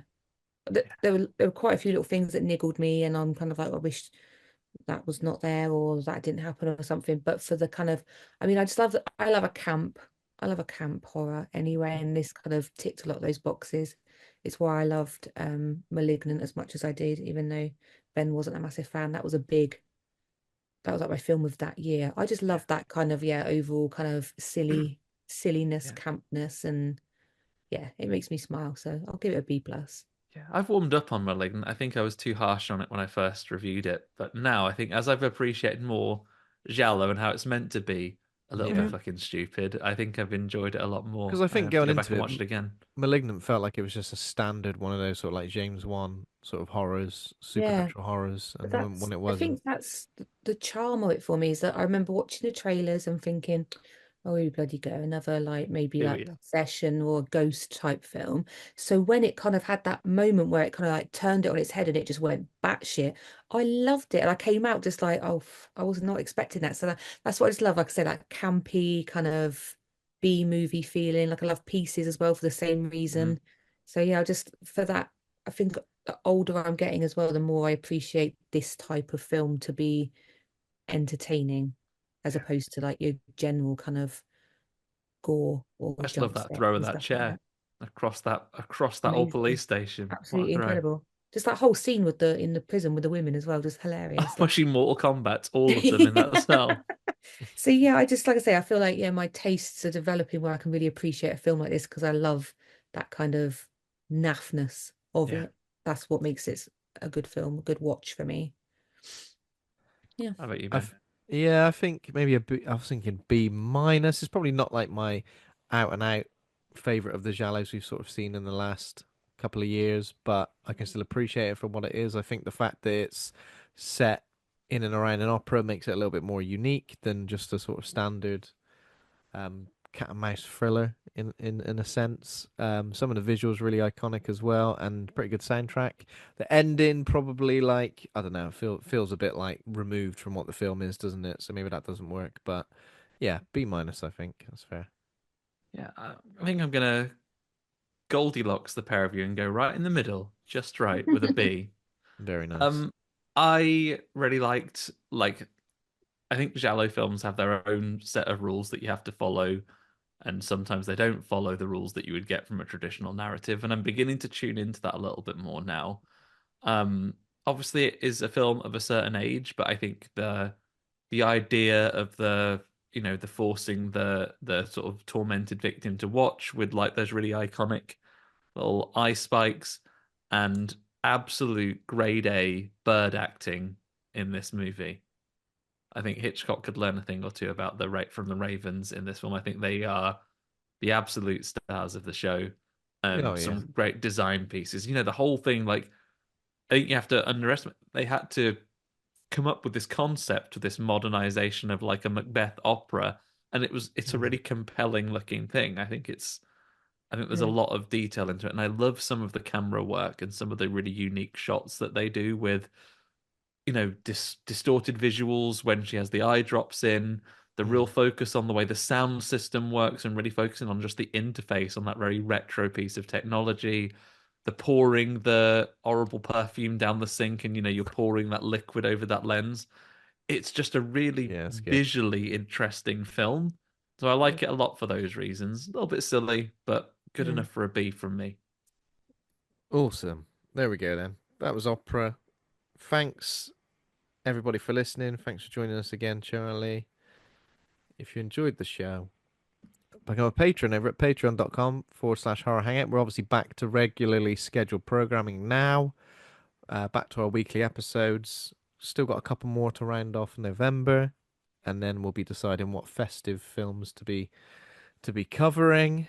But yeah, obviously give us some suggestions if we've not covered it already on the show. Thanks to Taj Easton for our theme music. Thanks to Acast for hosting the show. Please consider giving us a rating or review. Head over to the Facebook group Horror Hangout Board of Advisors. We're on Twitter, Instagram, TikTok, and YouTube. Just search Horror Hangout podcast, and horrorhangout.co.uk is our website, so you'll find everything on there as well. And next week, as we already mentioned it, you've already seen it, Andy. We're going to go and see it. Heretic with Hugh Grant is what we're checking out next week. What do he'll think about it? He's not on the show, I should clarify, but we're watching a film You could with be. him in it. Yeah. Yeah. Thanks everybody. For now, don't piss off any ravens. You'll hear about it. After Don't yourselves. don't piss off any ravens, and don't piss off their dad, Leo Yeah. Sayer. Leo Sayer will sort you right out. Exactly. And unless you can replace yourself with a cloth mannequin very quickly, be careful out there. Be careful out there. Right. See you later. Bye See for you next now. time. Bye. Bye.